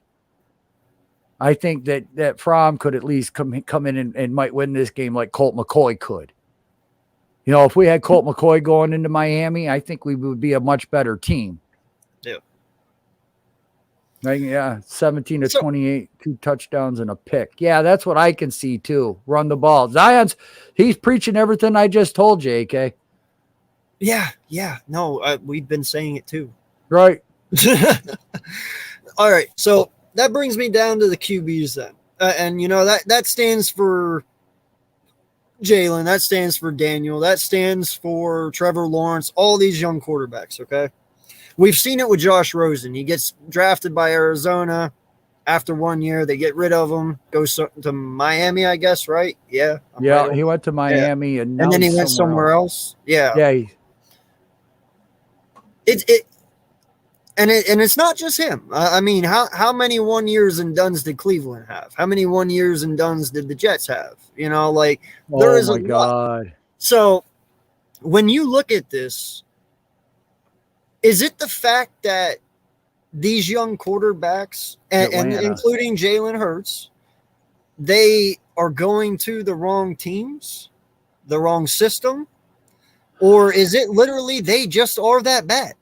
I don't know. And I'm not talking about Hurts now as in just bad. I'm talking about the ones that have been cut, you know, moved multiple times. I mean, they're first-round picks, right? So that means something, right. Especially like Josh Rosen. So the talent is there, but everyone just seems to give up on them. So, you know, what do you take from that? What is it? Oh my God. Well, you know, you mentioned the Browns, and it's hard because they went, you know, Tim Couch to Kelly Holcomb, back to Tim Couch to Jeff Garcia to Luke McCown to Trent Dilfer, Charlie Fry, Derek Anderson. And you're only talking within a 4-year span right there. Yeah. And these guys were first-round picks. Dilfer was a Super Bowl winning quarterback. You know, oh my God. I mean, Jake Delhomme, he was a good quarterback, went to the Browns, but was only there 1 year. So I don't know if it's like the GMs. I don't know if it's the coaches. I don't understand this quarterback carousel that we are constantly seeing every year. And then every year in the draft, we're seeing guys that are reaching that, you know, quarterbacks that should be going second, third round are going in the top 5, and they have no business going top 5. Right. So what's the deal with this? You know, I get it that teams need a quarterback, but my God, look at what that 1 year sitting on the bench did for Mahomes. Look at what those 3 years did for Aaron Rodgers. Why can't we go back to that? We're asking these kids to come right out of college and play a game that is just way too fast for them to adjust within a couple of games and then be a hero. You know, don't throw no picks. Don't turn the ball over. Throw 4 touchdowns a game. Be basically freaking Superman. These kids get so much pressure. Yeah. I don't like it at all. Like, I don't like the way the NFL is developing young players anymore. They don't. They don't develop them. I like it. Just right here what Jeff said. Look at Mac Jones and Trevor Lawrence, for instance. Lawrence's talent is way better than Jones, but Jones is in a system that fits him way better, and he has a much better chance to win. That is very true. I counted it. I counted it. There is 10 teams this upcoming year that are going to need quarterbacks. Yeah. 10. Yes. And out of those 10 quarterbacks, how many of those teams are going to have that same quarterback at the end of the year next year? Maybe 2? Not yet. If you're lucky. If you're lucky. Because we think all these guys coming out are developmental. Exactly. So how are you developing? And that's what I'm saying. How much talent have we literally went through because you don't give people chances? And that's where I'm coming down to this for us and even for you guys. Right. The patience, I'm tired of not being patient. I can't say it more than enough. Tired of not winning too. Yes. But like I said, you look at the talent we've given away, literally have given away on the Eagles. Same here. And they go on to other teams and they ball the fuck out and they become all pros, like Rowe and Micah Hyde. Need I say Eric Flowers? Yeah, Eric Flowers, Rasul Douglas for Green Bay. We've already went over this. Justin Pugh, he's starting for the Cardinals. Weston Richburg starting. Vita Vea, our offensive lineman, is starting in Detroit, and he's balling out. Right. And Ertz, you guys just got rid of. Yeah. I'm tired of giving away talent, okay? I'm tired of not developing our talent. I'm tired of not giving a kid a fair shot. Exactly. Fair shot. 1% of the NCAA gets into the NFL. That 1%. Yes. And that 1%, they made it because they're way better than everyone else. But for a reason. Yeah. But yet you sit here and you just toss them to the wolves like it's nothing. Yep. Yeah, it's actually a fact. Yeah, because it's like if we don't like it for 1 year, because most of us would say, yeah, and let's get rid of it, throw it out the window. Yeah. It's like it takes time to develop, like 3 to 4 years. It takes time. But in today's NFL, we ain't doing that no more. We expect everything to be done in 1 year. And that's how most teams end up losing. Dude, no lie. If you are a first round pick, you better fucking produce year one or you're fucking gone. That's a wide receiver, tight end, quarterback, anyone. If you are a wide receiver or quarterback and you don't produce, you're done. It's that simple. And that's dumb. There's a 53-man roster on 32 teams. Multiply that, you get almost 1,700 players, okay? And the NFL only counts the top 100 best players. Yep. And you could look at 99 and 100, and you know what? 9 times out of 10, they're justified at being that low. But look at the other 1,600 players. Yep. You know, those guys are not stars. Those guys don't always see that $1 million contract that sets them up for life. They're not seeing all of that, you know, glamour and glitz, and some of those guys are only in the league for 3 years. That's the life expectancy of a guy in the NFL is like 2.5 years. Yeah. So when you're looking at these guys and you're developing them and you're trying to bring them along, you're looking at guys that might not be on the team for 3 years. How's that a fair shot? Exactly. And that's because there's somebody younger and better coming up. Which sometimes even the ones that are younger and better coming up don't even stand up to their potential. Right. Well, like holy crap, Johnny Manziel, Tim Tebow, who all those fucking quarterbacks you just Jeffrey listed. Okudah, who was at Detroit, that corner that everyone said was world class. Yeah. I mean, how all those damn quarterbacks you just listed for Cleveland, all first overall picks. They're first overall picks for a reason. Right. But none of them panned out. But that I'm not going to say that's on them, though. The Cleveland Browns are just shitty. And that's what's the bad part about it is you have these guys like Trevor Lawrence going to Jacksonville, Who the fuck wants to play in Jacksonville? Jacksonville is a write-off. The owner uses that as a fucking write-off. Do you think what's his name, Prince Hababibu or whatever the fuck his Why name did is? Barry Sanders retire early? Why did Megatron retire early? Because Detroit owned them. Right. They literally own them. Yes. No lie. If Joe. Megatron came back to the NFL today, he has to put on a Lions uniform. They own him. He cannot just walk out and say, all right, I'm back. I'm going to go play for the Eagles or the Giants. No, they literally own him till the day that he dies. And that is the same way that they made Barry Sanders retire too. They owned Barry Sanders' ass until the day he died. That's why they both fucking left. Yep. And why do you think Matthew Stafford left them? No shit. Well, here's another question for you. You think Jared Goff is crying anymore with Stafford going to the Rams and they lost 3 in a row? Nope. When they gave up 3 first-round draft picks or whatever the hell it was for Stafford? They gave up all those draft picks for Von Miller? Bro, you know what, though? Everybody's going to put that on these players, and in the end, they need to turn around and look at Sean McVay. Yeah. Yeah. You know, I'm so tired of everyone sitting there and putting everything on the quarterbacks all the time. I get it. The quarterbacks run everything. I understand. But you know what? The play callers also need accountability because they're not putting their players in the best position to Hence why Jason Garrett got fired.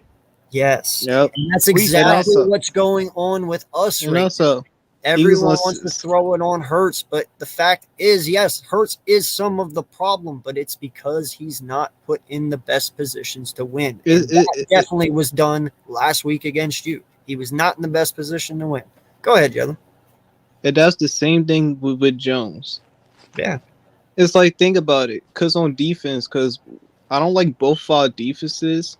You know, we've been balling out, but majority of the season, we're missing tackles. We doing soft coverage. We doing zones. We're missing tackles. It's like, but yet we're gonna blame the quarterback anyway. I feel like we shouldn't blame the quarterback for everything. Cause think about it, a wide receiver could drop a pass that leads to a pick, but the quarterback is gonna get the interception on his resume, on the stat sheet. It's like I feel like something beautiful. Like think about it. The play calling could be bad. The offensive line can't block. It's like it's a lot of things that go into it, or the coaching could be so bad. I agree. I like that. But yet we're gonna blame the quarterback. I just feel like quarterback should get some blame, but I don't think we should blame everything for it. Yeah. Well, this is something I heard good today, and I hope it truly comes true. So I guess there's been a big uprising lately about rules in the NFL. Yes. And from what I hear is they're trying to change like the interception rule and stuff. As in, like if Jalen Hurts or Daniel Jones throws a pass and it hits Slay or it hits Smith or Slayton on the hands, right? Okay, and it bounces up and it goes over them and somebody gets an interception. They're trying to change the rule that interception goes on the wide receiver now, not the quarterback. I'd like that. Because the fact that it hit his hands and it was catchable and they got it, well, he didn't throw it directly at a defender, so that's not an interception per se on his part. It's on the receiver for not catching it and letting it go up and getting it intercepted. So that would not go on Jalen Hurts. That would go on Smith or oh my god, Gallagher. I like it because DJ would drop 10 interceptions right now if but they that's did the that. way it should fucking be. I agree.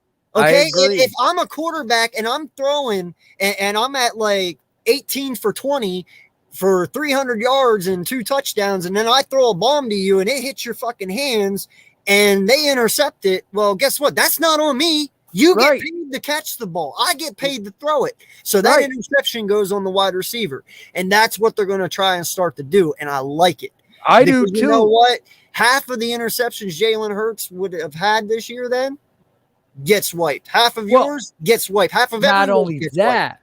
not only that, by having that stat line on a wide receiver, that changes their pay scale when you want them in free agency. Right? Yep. Right? Because And it's like, that, oh, but guess that also gets you to the point too where you can truly evaluate these players. Yes. If you have a stat that sits there and says, all right, my quarterback throws the ball, but 90% of the time my wide receivers miss it, and that's what ends up being an interception, then you know, okay, it's not my quarterback, it's my wide receivers. But if you have the interceptions on the quarterback and not the wide receivers, then you know, okay, it's my quarterback, Right. not the wide receivers. That's not bad. It's a I like very good way to evaluate players.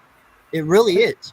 Hey, Yeah, Coach I Logan, like how's it that going? one. I like that term, like you said. And that's the worst thing for a quarterback to go through when a receiver just just drops a catch like that, and then the ball just pop up and out. All of a sudden, it's an interception. That on 99 times out of 100 times out of 100, that's on the receiver. The receiver got to catch those balls, especially some of them is going to come up perfectly to your hands, and that's what a target at anyway is. So if I'm a quarterback, I would hate that every time.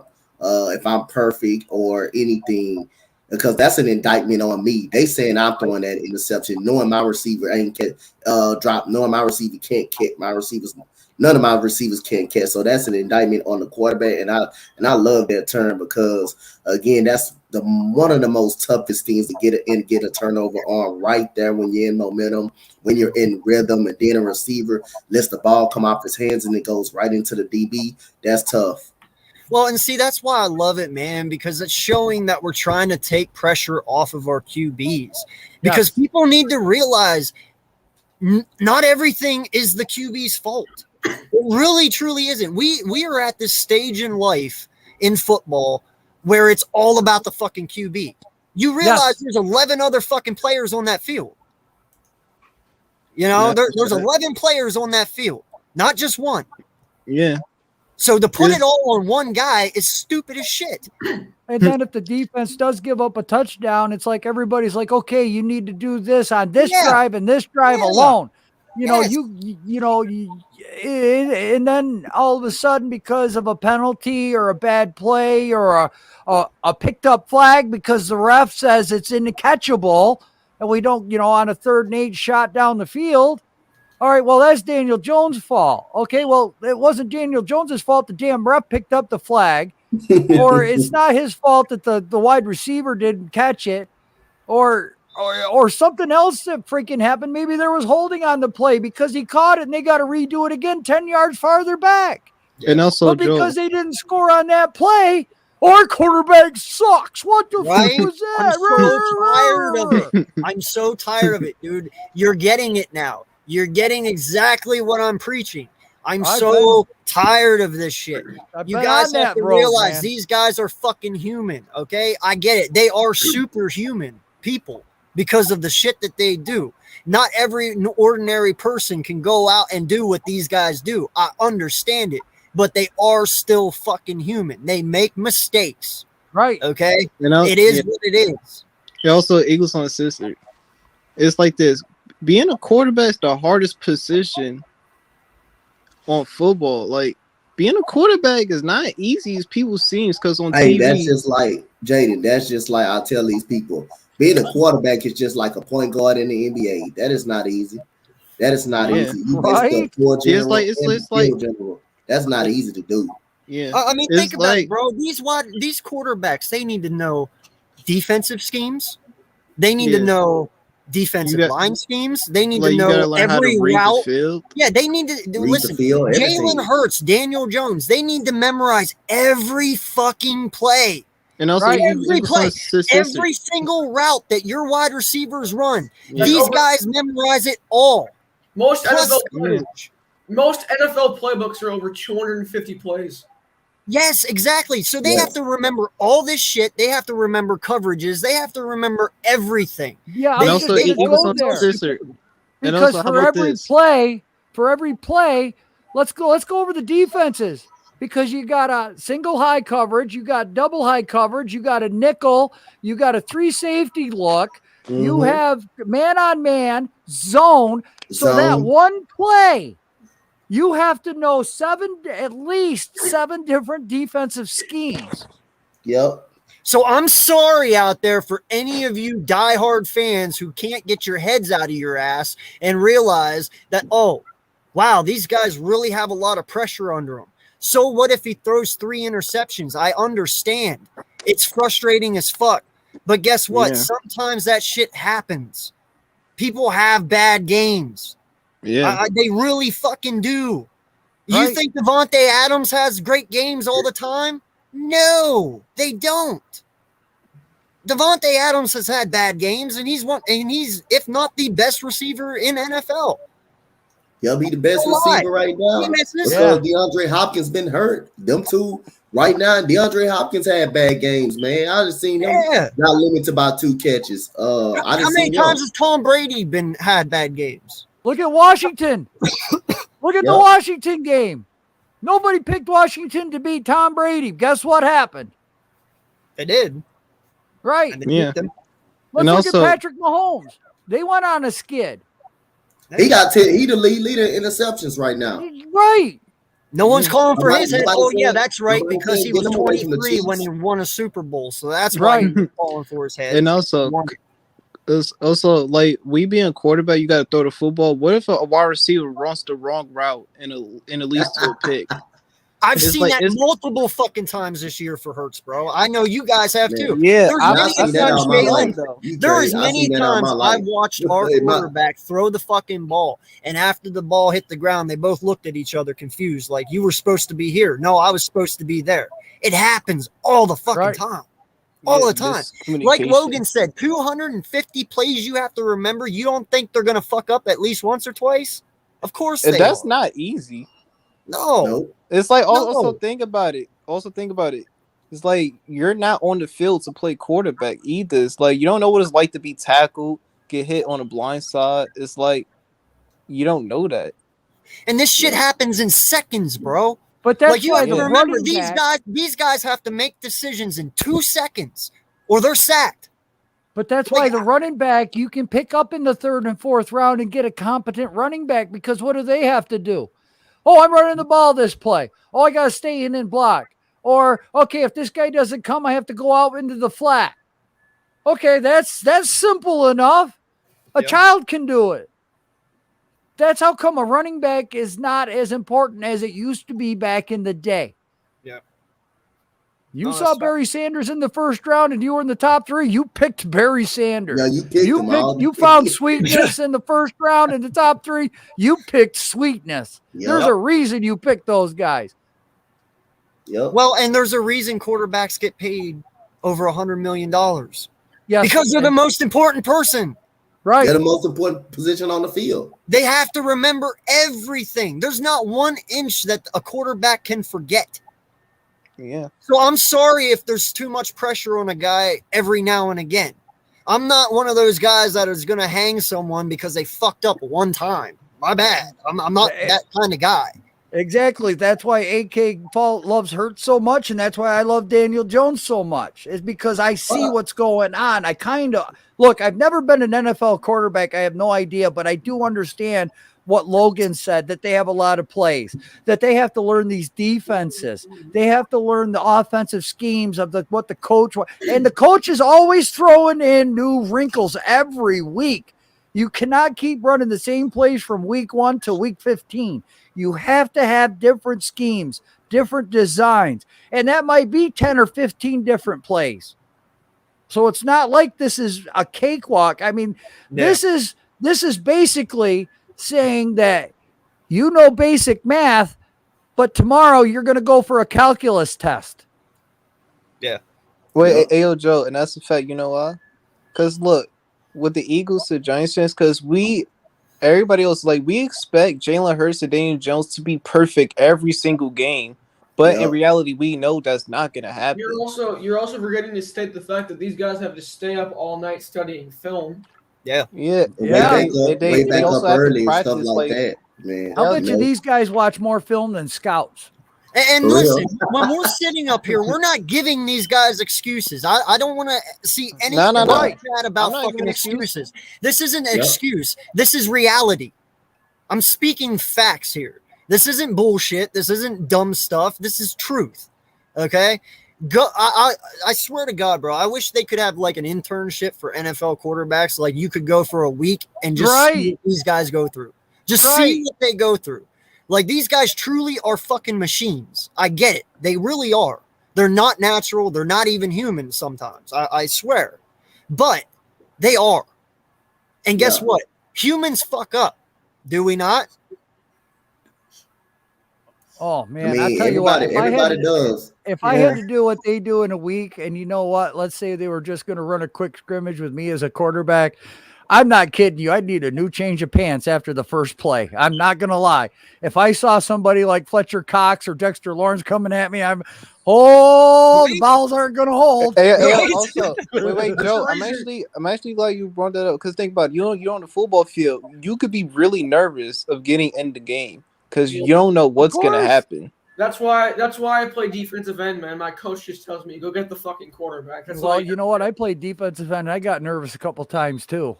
So I played wide receiver and strong safety. That's what I did. I got nervous. I played running back and safety. Even as an offensive lineman, I'd get nervous. Man, I can't miss this block. It's coming my way. I can't miss this block. Now we're good. And Jeff, to your point real quick, he says Daniel Jones and Jalen Hurts haven't been great, but at the same time, they also have been dealt with bad hands in terms of injuries, poor O-line, and coaching around them. I understand that. But here's the difference that I make for mine compared to yours, Jeff. Your guy has been in 3 years. He's getting to the point where he's at that mature level. He understands it now, the NFL. My quarterback has been in 12 fucking games. Okay? 12. How's a dude that is 22 years old and in his going in his 13th game supposed to remember everything? His second year, his first year truly starting, but his second year. Well, you know what I mean? That's hard to do. He's 22. I mean, DJ might be in his third year, but he's only had 1 week under the new OC. So again, there's another. But I'm saying there's another mentally, he's there more than what Hurts is. Mentally, he's there more because he knows what to expect. Yeah. Knowing what to expect and knowing not what to expect is two different things. Jalen Hurts goes out there still, and there's things he doesn't know what to expect because he's still learning. Daniel Jones have at least had 3 years to look at all the defenses over 17 games, memorize them, see what they are. That's the difference here. And everyone wants to jump off ship after 12 games, and it's like, dude, he hasn't even seen it all yet. He hasn't seen it all. Like, you got to give this time. I get it. What I seen against the Giants, guess what I did? I put 80% of the blame on Hurts, but I have not once came out and said that's not my quarterback. Exactly. I'm ready to throw him to the wolves. I have not once. Now I put 80% of the blame on it, and he did take that blame from me because that was a pitiful game. But give me any quarterback in the league you don't know that hasn't had a 3 interception game like how he have. Everybody goes through miseries. Right. I said again, I know Jalen Hurts because I went to go watch him play in high school. And if you look up at the guy close in person, how big this guy is, man, I thought this man was a machine when I first saw him, man. This guy is big. He works. And even in high school, you got to get up at 6 o'clock in the mornings and stuff, man, like that. So that's not easy, man. These quarterbacks be tired. They work all day. I mean, they stay at the practice field late. They rarely even sleep, man. So that's a lot of pressure on these quarterbacks. And then they got to be in the film room, remember plays and stuff like that. They be the last ones to get out there. They be the last ones to leave the facility and the first ones there in the morning and stuff. That's a lot of pressure, man. Yo, and also Dante. It's like, think about it, as a quarterback, you gotta get up like 5 in the morning, study the whole playbook. It's like you can get a turnover because you literally forgot that one play. You actually forgot. Imagine having to do all this football shit on 2 or 3 hours of sleep. Yep. Well, and not just that, but listen to this though. You got to practice. This is bad Eagle fans right here, bro. How many interceptions did Carson Wentz have last year? I'm pretty sure. And how many games did he have where he had 2 to 3 interceptions? Oh my God, the first game against Washington, didn't you guys Right, start out 21-0 and then he threw Yep. like 4 picks? Right. Then Okay. he went Well, in. and now look, we didn't call for Carson's head until what? Week 12, week 13. Yeah. So Jalen Guy Hurts throws got in there. one fucking game with 3 interceptions, and everyone loses it. It's not like he's out here pulling a Carson Wentz on y'all. Holy shit! Fan base is Also- something else, right? Also, Dude, Eagles Uncensored. I'm glad y'all feel our pain whenever Ingram dropped the pass that we lost to y'all. Now You y'all know know what how it's it like. feels. Oh, When Jaden. Riga dropped the pass against us. I asked him what it was like having Evan Ingram on the team, but And I got one thing I got to give credit to, man. I got to give credit to Joe, man. Even though everybody bashed his quarterback, bashed Daniel Jones, he stuck by his side. At least Joe stuck by his side Yeah, and that's his realized, man, that's his quarterback. That's what you're supposed to do. Yeah. You gonna stick by your quarterback as well as me and AK and everybody else. We gonna stick by our quarterback. Thank you, No matter Coach. how bad, as long as he in this facility, I'm gonna stick by my quarterback. I'm gonna continue to support him until he's no longer Philadelphia Eagle anymore. Right. It's like you know what most people think, but not y'all. But it's like if a quarterback doesn't do good in 1 year, even he's a rookie, most people said we want a new total quarterback. It's like you got to give it time. Like give him an offensive line, get him receivers, get him a running back to help him with the running game. Just like we don't give young quarterbacks time anymore. It's like we expect everything in 1 year.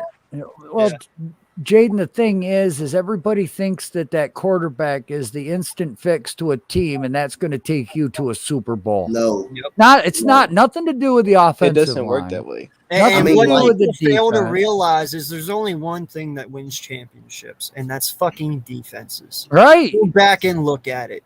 Argue with me all you want, but defenses win fucking championships, Yes. not offenses.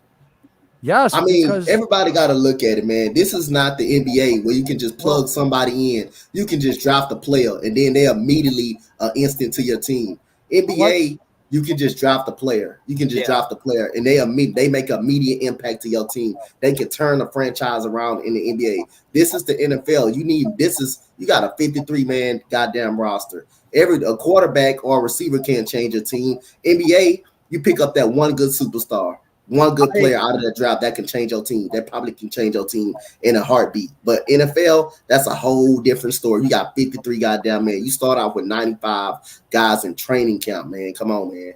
Cameron, I love what you just said there. It's almost as if teams want microwaved elite QBs. I fucking love that statement. Microwaved elite QBs.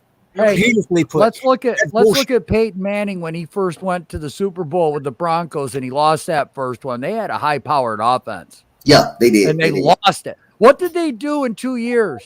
Switched the offense, created a hell of a defense. And what happened the second time? If that doesn't prove to you what a defense does, defense in history.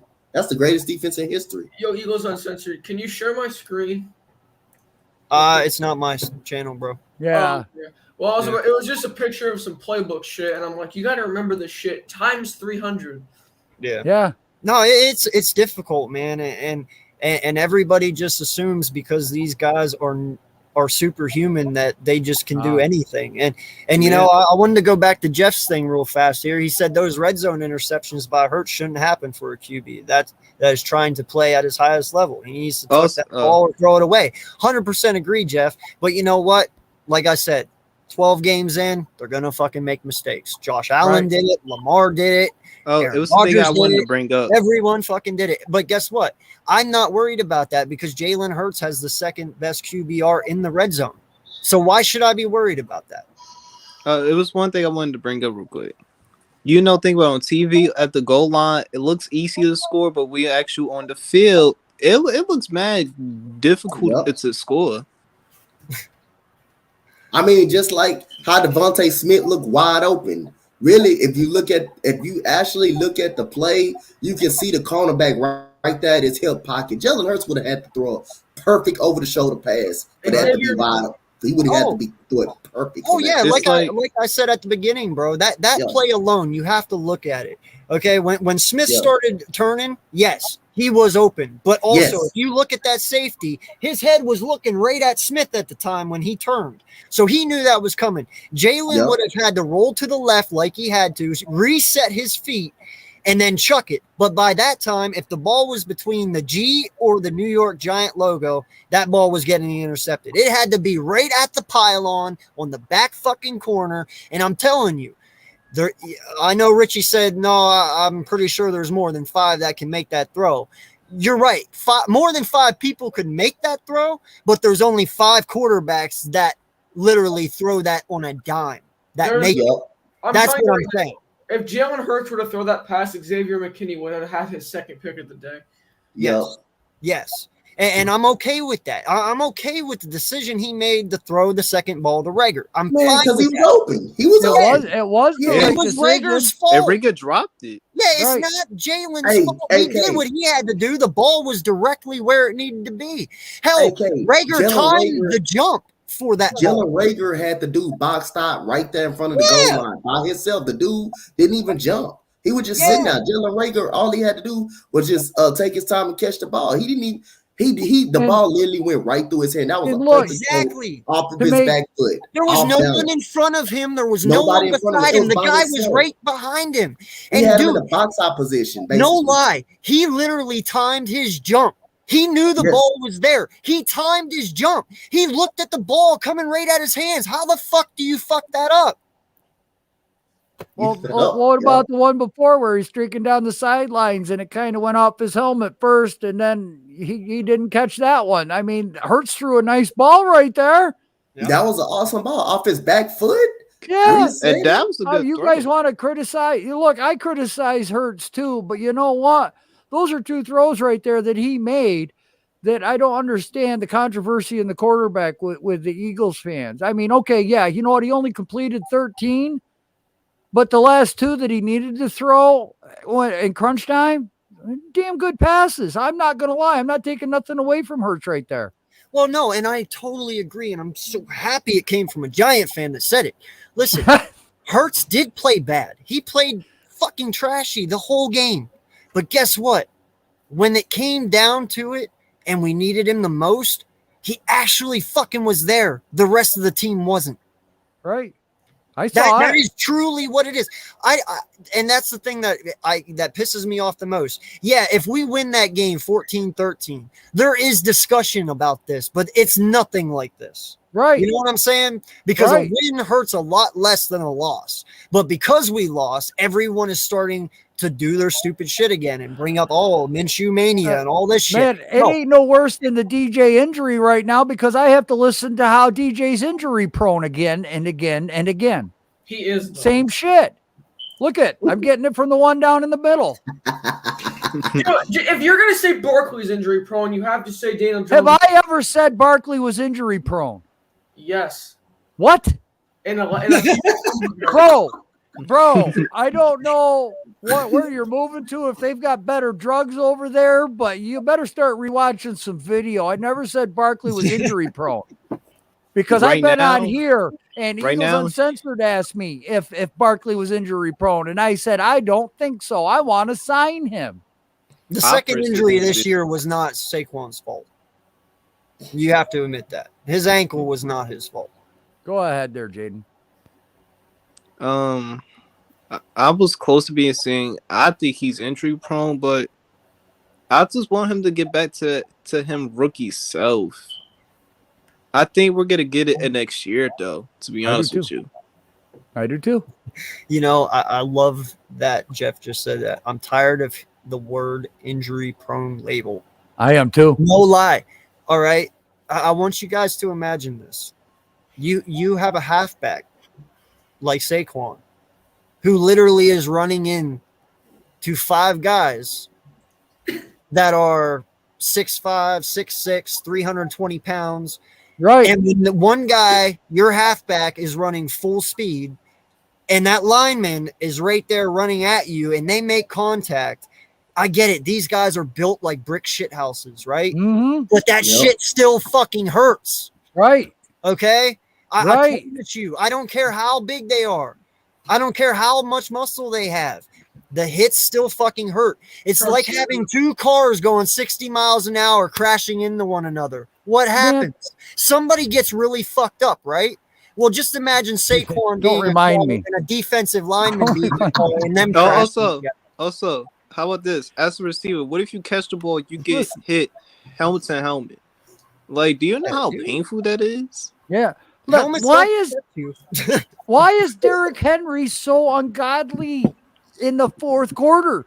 Because these 200-pound safeties and corners are tired of hitting him. Yep. They're tired of making tackles against a guy that's 240 that's running a 4.4. Guys, imagine this. Imagine you're a corner. You're about 198, 5'11", and you need to tackle a guy who's 6'5", 240. Right? That runs a Yeah. 4.54. He ran a 4.54. That's what I mean. Chase Young ran a 4.4. Chase Young ran a 4.4 flat, dude. Imagine getting hit by somebody Chase Young's size running a 4.4.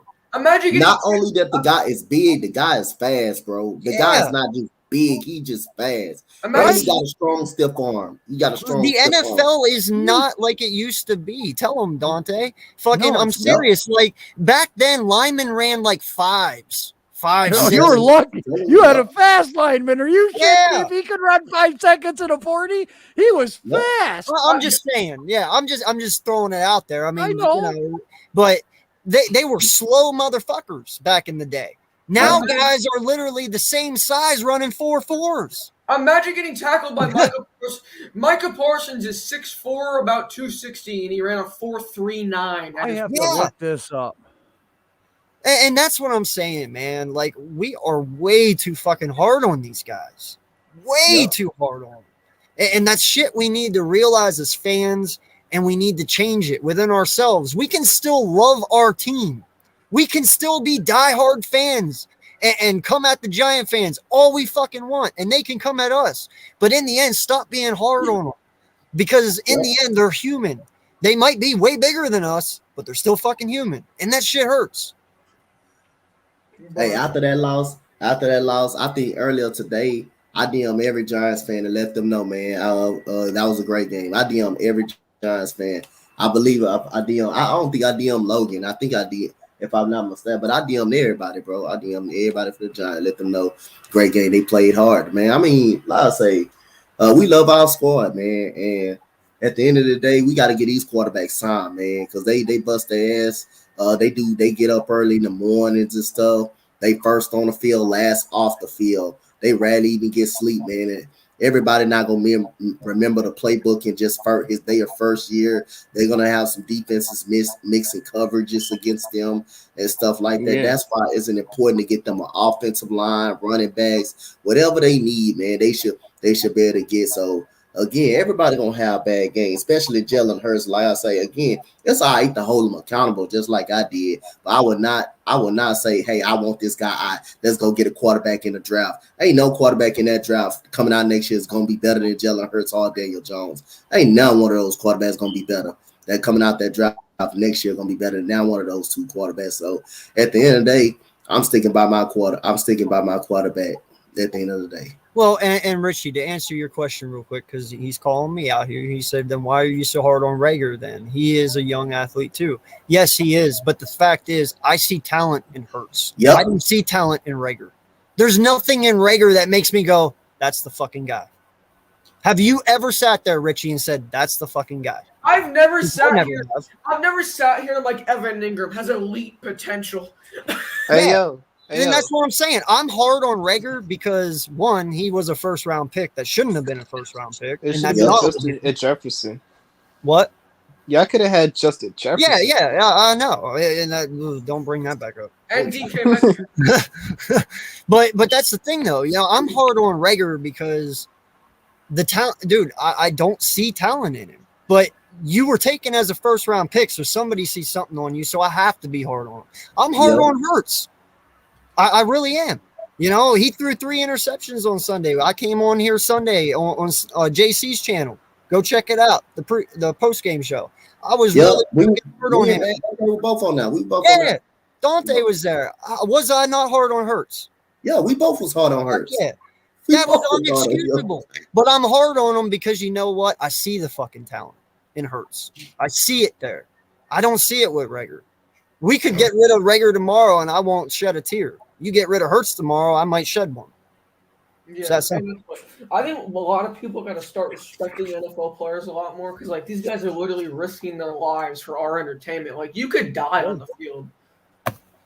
Well, dude, think about all the brain damage that, dude, no lie. I watched that one documentary a while back where there was like 3 Pittsburgh Steelers offensive linemen that died back in the 80s that literally just left their families, were living in like broke down cars in Pittsburgh because of mental issues. They didn't know who they were. They didn't know where they were, shit like that, because of the head injuries that they got from banging helmets on the line, you know?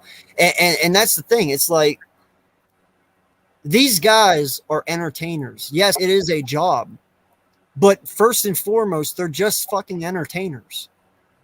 They entertain us every day that they play. Okay? And they're out there risking their bodies and crippling themselves for us. Yep. And the thing you want to do is you suck, let you go. I wouldn't play hard for you either. No lie. I wouldn't. Yep. You guys remember Orlando Brown? Yep. He got blinded. Yeah. He ran a 5.85 40-yard dash. Wow. And also, how about this one? It's like if you're on a football field, right? If you get injured, that one injury could cost you a whole NFL career. You got to be forced to retire. Instantly, Ryan Shazier. Think about it. He paralyzed himself for Pittsburgh. Paralyzed it. Yes. Now, granted, Pittsburgh did the right thing and they're taking care of the guy. But he literally paralyzed himself for Pittsburgh fans. Thank God he can walk again. Right? Right. Okay. I think that dude, what was that short running back that played for the Giants? Wilson. Yeah, Wilson. Yeah. Wilson. But yet you guys want to sit there and give these guys a hard time. Right. Yeah, okay. Hey, I'm not, man. You know, the only guy I give a real hard time to is Ingram, but that's because he's got hands like 2 butter sticks. I can't help it. You know, if he does a good play, I clap. But every time the ball's thrown his way, I get really nervous, and then I start sucking the seed up my butthole because the pucker factor is getting huge. Please don't blow this. Please don't blow this. We're moving the ball. Well, see, and Zion, I love what you said. I will never disrespect an NFL player, but dang, I get so mad at them sometimes. That's fine, bro. Because guess what? That means you're a fucking fan. Right. Yep. That's fine. But you're right. You don't disrespect them. I don't disrespect them because they play for me. I mean, they entertain. Right.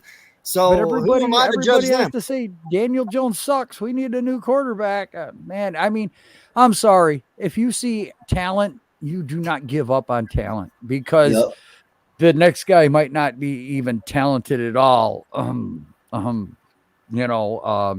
Dave Brown. I have a question for you, Joel, and all you guys. What's your time limit on okay, and when do you just decide this guy ain't it?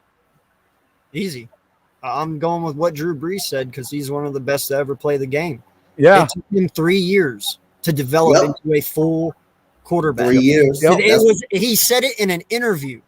Literally, you can go look it up. He said it takes the average quarterback 3 years to get accustomed to the NFL before you know if they're the guy. Really, it takes any skill player, receiver, running back, any skill player. We can go back. 3 years. Look at Eli. When did Eli take us to the Super Bowl? What year was it for Eli? 2006. I don't know. Yeah, it was 2007, and we drafted him in 2004. Yeah. How many years is that? Rager is on his second year right now. I think Rager is on the second. Rager's on his second, yeah. And he hasn't changed from last year. That's why he hasn't blossomed yet. If the jump was there, if the jump for Rager was there, I'd be like, oh man, he's cool. But dude, he only has 180 fucking receiving yards. All I got to say is you guys got to extend JJ Arcega-Whiteside, wide receiver 1. But Patrick Mahomes was 3 years before he won a Super Bowl, right? And one of those years he rode the bench. Yeah, but One year, I mean, you find somebody like Ben Roethlisberger that can go out there in his rookie year and get there. I mean, that's rare. Hey, and you made it very well known too. Aaron Rodgers had 3 years to sit behind Favre. And Yeah. Patrick Mahomes' first year starting, he threw 55 touchdowns. Come at me, boy. Yeah, exactly. We're you and you know what? We're two different fan bases talking the same point. So it's not like we're blowing smoke out our ass, guys. No. You know? Who blew the whistle just now? That was funny as shit. Nah, I'm playing 2K. That's okay. Oh. I was gonna say this Well is the flag timed, on us. sir. Well timed, sir. That was awesome. Wow, we just got a flag. That's a technical foul. Zion wants the link. I don't know if I can grab it. Yeah, I'm a moderator here. I can post it. Can you copy a link and post it? I didn't think you could copy a link. Yeah, you can. I'm a moderator. Yeah, you can post it, but how are you going to get them on? I can't get them on, but I can post it. Yeah, sure. And also, I posted the link. Yeah. Here's another problem, because like we expect everything to happen like it just in one take. Like it gotta be perfect, but it's like doing a movie, like you may forget your lines or you may forget to do a certain act. Like people are gonna forget some stuff. But it happens though. Bro, imagine having to remember over 300 plays and do all this shit on 2 hours of sleep. Yeah. I can barely function on less than 3 hours of sleep. Bruh. I can't even remember 300 plays. The most I can remember was like maybe 50. Yeah. It's crazy, man. I don't understand. And I honestly, dude, because of all the people that we talk to and stuff, I truly feel like we're the only ones that feel this way. Dude, anyone else, man, Madden and fantasy football killed this sport. Yes. You can't prove me otherwise. Dude, you can't look at the NFL and think Madden. You just can't. Madden is not the NFL. You just can't fix it that easy. I'm not a 13-year-old in a computer game, and that's where a lot of our fan base is. Bro, I'm 33 and I play Madden still. I'm just saying. I'm just saying. You don't get it. You don't think that way, but you've witnessed enough football and watched it develop. Yeah. I mean, these kids, half these Giants fans that we have right now, their only quarterback was Eli Manning. That's it. They don't understand the concept of developing and growing a quarterback. Yep.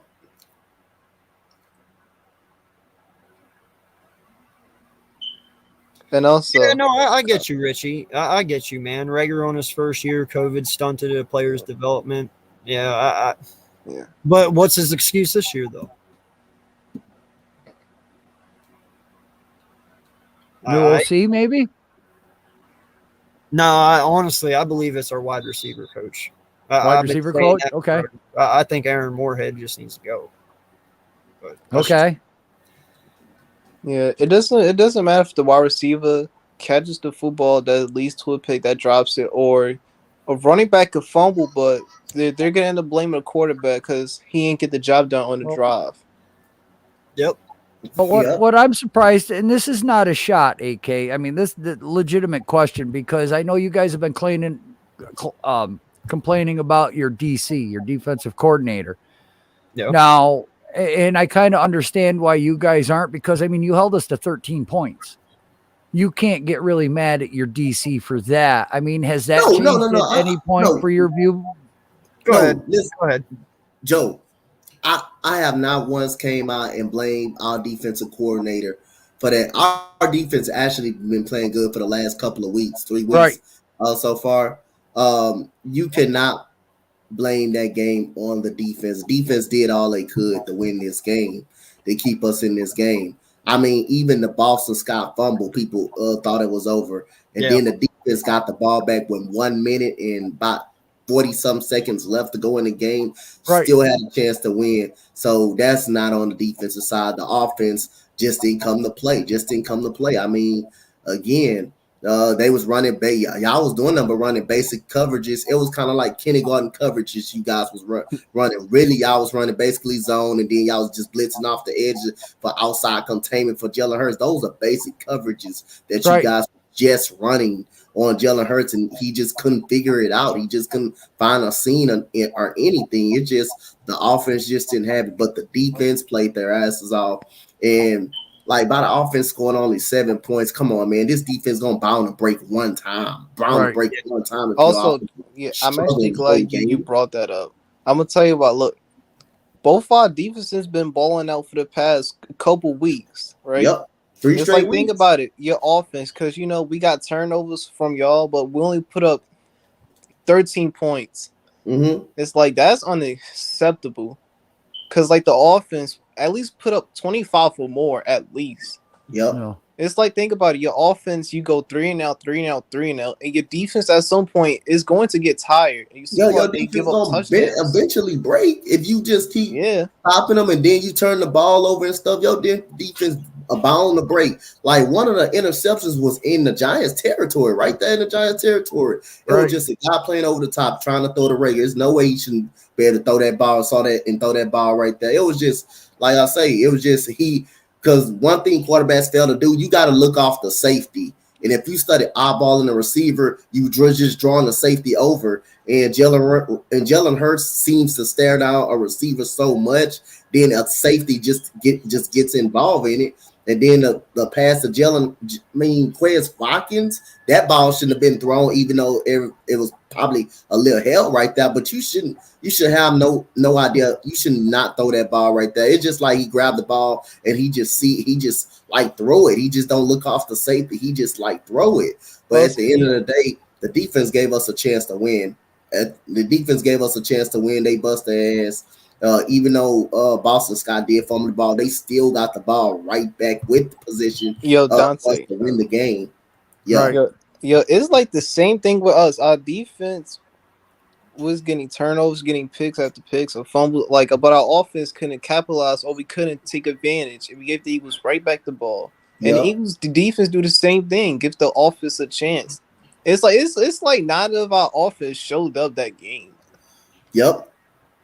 Yeah, well, anytime you see a low-scoring game like that or something like that, you look at the offense every time. You don't look at the defense not one time. Every time you see a low-scoring game actually dominating. Yeah. Well, and Joel, from my opinion on your question, what the fuck? That was NBA 2K. I'm watching the Giants. I'm watching Giants highlights in Mexican. The Giants posted it. Okay. Mexican. It was the Giants Twitter. What? Bro, you have a hard enough time with English, my guy. All right. So my take on this, man, and I said it a while back, and I'm still sticking with it. I mean, people might hate my opinion. I don't care. Listen, I'm not getting rid of anybody. All right. I'm really not. I mean, you want to get rid of Howie, I'm all for that. But as in the coaches, no. Because here's the thing, man. We've had really good mojo in picking coaches over the years. I mean, you got to look at it. We've always had good eye for good coaches. Yep. These guys have to take their lumps to be better at play calling. We're sitting here saying, all right, Jalen Hurts is 12 games. Well, so does Nick. Right. Okay. They got to learn. It's his first year. It's not like he's been a head coach before. Yeah, he's been an OC, but he doesn't go. But listen, the OC and the head coach, they're two different positions. Head coaches have to worry about everything. OC, he just has to worry about the offense. Yeah. Right. So he's in a whole different realm now, which means he has to learn his position and he has to get good at it. Okay. That's why we didn't get rid of Doug Peterson after year one. That's why we didn't get rid of Chip Kelly after year one, or Andy Reid or anyone else before them. Okay. They need time to develop. The same thing that you guys are doing with Joe Judge. A lot of people believe Joe Judge is kind of in the Bill Belichick tree. Like, he's very smart. He actually could do what Bill did. I've heard people say that. That's fine. But how are you going to know if you don't stick with them, right? Right, I agree. Also, here's the main problem. Because, every 2 years we got to get a new coaches. I feel like we got to stop doing that. You can't go Unless you coach want to after start being the every 2 Cleveland years. Browns. Unless you want to start being It's the like Browns. I don't want to be the Browns, the Jets, or the Lions. But sadly, both our teams starting to becoming like it. Yep. It's like you got to give it time. Well, I wouldn't say we're like them. Our rebuilds are just taking a bit longer than what we expect. Now, granted, ours just started this year, so I can't really say anything. Carson Wentz, this is his first year not here. This is all different. New head coach. So our rebuild is starting now. Yours started last year, right? Or the year before? Well, technically, you could say when Gettleman came and we got rid of Jerry Reese. I mean, yeah, but I'm talking about when you had since Joe Judge though. Joe Judge. This is Judge's second year. Yeah, so having a new head coach is kind of a restart to me. I mean, even if you didn't change management, it's a different team, all that. They all have to learn it. But that's what I'm saying, though. Once again, getting back to the time. I'm so tired of saying it. I really am too. I understand. Like, people automatically expect you draft a first round QB, you get a brand new head coach, everything's just peachy. Well, it doesn't work that way. No. The coach needs time to develop just as much as the quarterback does. In all honesty, they do. Well, and here we go back to that 3-year thing, because we don't judge these college coaches until 3 years, because that's when their draft class starts coming in. Yeah. Right? What's the difference between a head coach? You got to give him year 3 to get his draft class in. The guys that he wants on the team. You can't do that in 2 years, because now you got guys that this coach wouldn't even look at that's on the team. Yep. And I'm sorry, but I'm going to go as far to saying that the reason our coaches are failing in Philly is because they don't have the right players that fit their schemes. None of our linebackers fit JG's scheme. Nope. Very little of our corners fit JG's scheme. Our safeties don't fit his scheme. Hell, Fletch doesn't like our scheme. He's already came out and said that. Right. But that doesn't mean his scheme's bad. It just means Cox don't like it. So what do? Replace someone who does like it. Yep. You got to get players that fit schemes. If players don't fit schemes, you will have no success. It's that simple. You just can't throw anyone in a lineup and say, all right, go do what they did.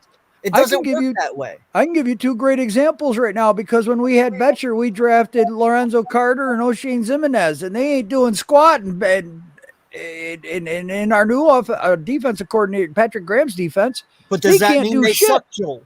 But it doesn't. It just, they're not for that scheme, and that was Betcher's scheme. Betcher wanted them. But everybody's shooting down Gettleman because they were Gettleman's draft picks. What does a general manager do? He makes the owner happy. He gets to coach the players they want. Yep. Well, and at the time, that was Shermer and Betcher. So let me put it in this sense. Look at our offense. Miles Sanders might not fit our scheme. Quez Watkins might not fit our scheme. And neither does Rager. Okay? There are 3 people that don't really do much in our offense. Well, I wonder why. Okay, well, they're talented. So that's not it. They are good players. That's not it. Right. So what is it? It's scheme. Right. They don't fit the scheme. Right. It's that simple. You have a first-round pick that only caught 180 yards this year. That means he does not fit your scheme. Yep. And I'm sorry, but you can take a horse to water, but you can't make him drink. Right. I agree. And these fans don't realize that. Yes. Yep. That's why we do this. Yeah. That's why sometimes you think when we was talking about earlier during the year, Kenny Gainwell fit this scheme more for what Nick Sirianni want to do, because like I say, he used to want to pass heavy, and what Kenny Gainwell do? He can play receiver. He fits it more than Miles Sanders does. Quez Watkins fits our scheme more than Jalen Rager does. So it's not that the players aren't good; they just aren't good for this scheme. Right. They just aren't good for the certain scheme that your defense and offensive coordinators want to run. They may be good for a certain scheme somewhere else, but not in the situations that they're in right now. Yeah. Like, for instance, look at Roswell Douglas. Yep. He fits in Green Bay's scheme, and he already has 2 interceptions and a pick 6. Yep. He didn't do Jalen that for Mills, us. who's in New England scheme. Jalen Yep. Mills over that balling. And Nelson Aguilar, him as Yep. well. He fits it. They just moved on to teams that fit their scheme. It's not the fact that maybe our coaches suck. It might just be the fact that our players just don't match us. And that's fine. But guess what? We'll figure it out. But firing the coach after 1 year isn't figuring shit out. You're just taking a problem and pushing it onto the back table until another one arises. And I'm sorry, I don't want to do that. I want to get this rebuild done right and right the first time. That way we're not in this position 3 years from now. That way the Giants aren't in this position 3 years from now. Just do it the right way the first time, and then guess what? Everyone will fucking be happy. God, I want to be picking in the 30s next year. You know, Jesus Christ, I'm tired of being in the top 5, top 10 draft picks. Yep. God damn. I agree, Cameron. Howie thinks he understands the scheme more than the coaches. I fucking agree. And that's why I said no one leads next year but Howie. If you fire Howie and you bring in a new GM over nicking them, I believe you would see things change. Easily. Yeah. If he had authority. Yes. And you want somebody as our GM who will not enable Jeffrey Lurie. Someone that will say, hey, old man, shut the fuck up, sit down, and let me do my job you hired me to do. Yeah. That's what he needs. He Just doesn't like Kevin need someone to be Costner. like, yes, sir. No, sir. Let me lick your asshole, sir. No, he don't need that type of guy. Oh, man, that just left a bad taste in my mouth. Ew. I'm sorry, but you know what I'm saying. You have the You same didn't get that pun, did you? Yes, I did. I just left it. I left it alone. I left it alone for that reason, sir. Oh. But that's what I'm saying, though. Like, they need someone that will put them in their place. Okay? They don't need a yes or no guy. They need someone that will tell them how it is. And that's just how. But that's the thing, though. That's why Howie probably will never leave, because Jeff knows that's what he'll get if he does that. All right, my guy. It is 2:00 in the morning here. Yeah, I know. I got love this chat. Hills and tell him to end it. But yeah, I got a scoop, man. Thank you very much, Coach. Man, I saw you ducked out. It was great you jumping on, Jaden, Logan, Philly Foothills. We had to AK. invade an Eagles stream. Thank you very much for having me on. I do appreciate it. It was great talking football, getting some stress out. Yes, sir. You know, I love it. You know, much respect for you guys. You know, thanks for making me a moderator. I mean, that no problem, I can't believe that, man. You're my brother, bro. Come on. Yeah. Hey, by the So- way, I saw your video today of that cookout you had 5 months ago. I don't know why it popped up on my phone, but it did. And the first thing that came to my mind is I'm going to the next one. Because no lie, bro, I'm telling you, like, you live right over the border from me, right? In Pennsylvania. You're like by Syracuse, right? No, I'm south of Rochester. Have you ever heard of Canandaigua Lake, Naples, Yeah. New York? Yeah. That's where I live. Okay, well, yeah, you're like 4 hours from me. Next time you have one, let me know. I will drive up, bro. No lie. I will. It's not that far. This spring, I have them a lot. You know, Let's- I got a slaughterhouse right down the road. I get a whole chicken for $5. They split it for me. And, you know, I mean, I can feed a lot of people for $30. Hell Make yeah, man. macaroni Let me know. salad, you know. We'll do a bring out live the stream cornhole board. together. That works. There you go. That works. I ain't wearing no giant shit, though. Well, you might have to. You might not have a choice. I mean, if we sweep you, I mean, I'll I kill hate to- myself first. no, you won't. myself You first. won't do that because I even got it right here for you. Look at that. We're all set. I'm here to help a guy out. No problem. My guy Joel has a legit witch's broom, bro. Man, No, y'all, I- listen, I'm going to say this one time. Y'all really want me over there really bad, and it's starting to scare me. Just a little. Yeah, I'm not going to lie. we're just a loving community, man. I mean, we welcome everybody. You know, you're going from the dark side to the light, you know. Come, Luke. You're right, Richie. I will be in California by that time, but my family is here too. So, I mean, I will come back in the summertime, visit them. So, I'll just plan my plans around that time. Right. Yeah, we'll have to definitely figure something out. Hell I yeah, got your man. number, Twitter, whatever. I'll But send you thanks, my man. phone number. Thanks, man. We'll catch you all later, guys. No problem, buddy. I just got to wait for Foothills to come back and end this stream now. So, Logan, I'll ask you until he gets here. How do you feel about the game coming up this weekend against the Dolphins? We're fucked. Elaborate, maybe? Mike Lennon is our quarterback. No, but seriously, I gotta be a little quiet because people are sleeping. But Yeah. we could put up some points with Glennon. Even when we had him in Dallas, we were doing decent. It's just the defense couldn't stop a nosebleed versus Dallas. So I'm not too worried about it. I think Mike Glennon's stat line this Sunday could be anywhere from like 220, a touchdown, a pick or two. But I'm just because of the fact that we don't have DJ, I'm going to have the Dolphins winning barely. But I think we have a chance to win. I personally feel like we could edge this win out.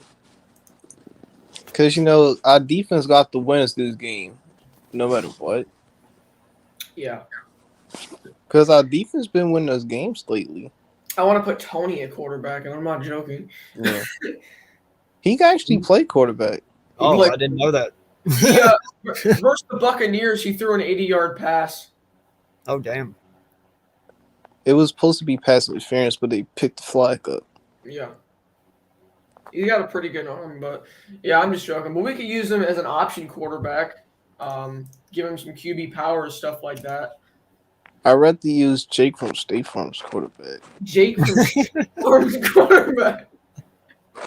That's fucking awesome, bro. My guy went to say Jake Fromm. He said Jake from State Farm. What the fuck? Yeah. Is he wearing his khaki pants too? Maybe. Yo, is it just me or does Jake from State Farm look like a low-budget Saquon Barkley? No, he does. A little bit. Or, Sorry, man. I'm running out of shit to talk about, and Foothills ain't responding. I hope he didn't fall asleep on me, or I'm streaming all fucking night. Yeah. I'll be here. I don't know. Yeah. What you think about y'all game coming up against the Jets?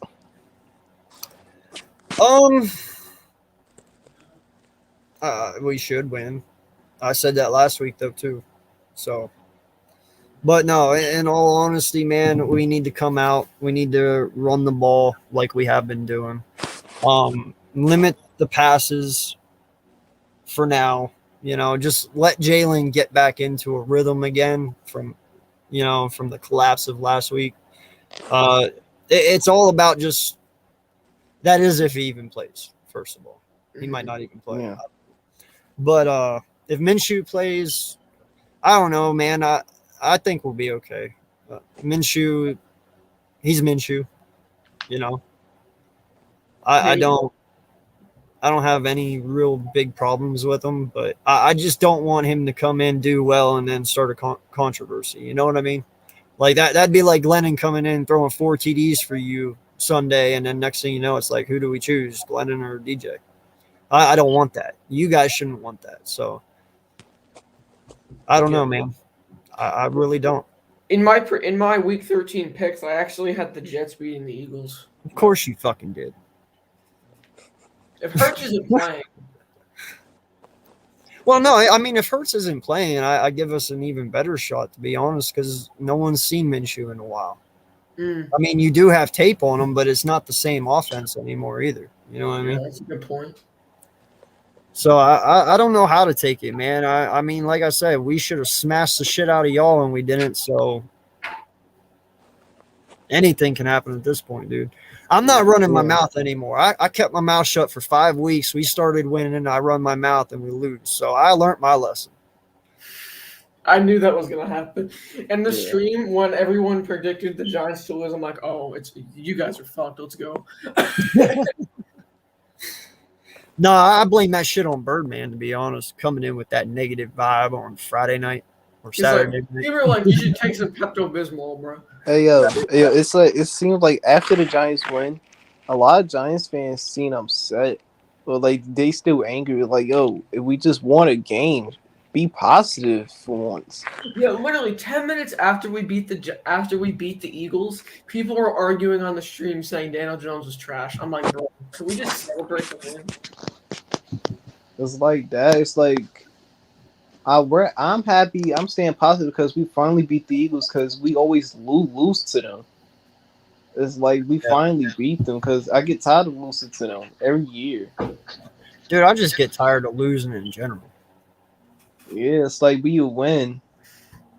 Well, And your vibe it goes up there. It's like every time the Giants win, I always have a very great week.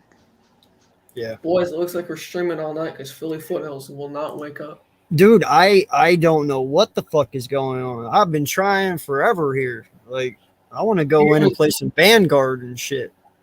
If you play his phone number, call him. I am trying to call him. He ain't answering. Oh, damn. That's what I'm saying. My ass might be out here all fucking night.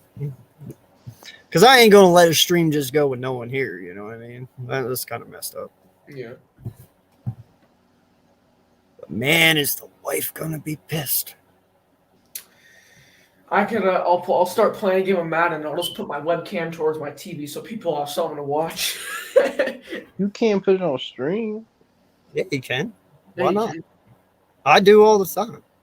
It's a game. It's not officially licensed by the National. It's a game. I mean, I stream Madden all the time on my shit. I like Madden, but people be taking that shit way too seriously. Like people think that's actually how football is supposed to Bro, work. I am in the top 900 in MUT right now in wins. Damn, I don't play Ultimate Team. I'm a franchise guy. Oh. Yeah, Sweet. Because Yeah, because it'd be me, Logan, Zion on franchise. Yeah, I you guys got a PlayStation though, right? Yeah, Yeah, I'm Xbox, so. I relocated to Toronto. Jaden relocated to Brooklyn, and Zion relocated to Oklahoma City. Oh, no one went overseas, huh? Well, Zion is gonna go to Ireland. He's relocating again. Oh, okay. Yeah. Okay, well, 'cause No, of the- dude, I got a theme team, an Eagles theme team on MUT, dude, and I'm just fucking destroying everyone. Gio plays with me. He's in here. Jordy, you know Jordy Fighter. He plays with me. You know, we get on there and just do MUT 3v3s, and yeah.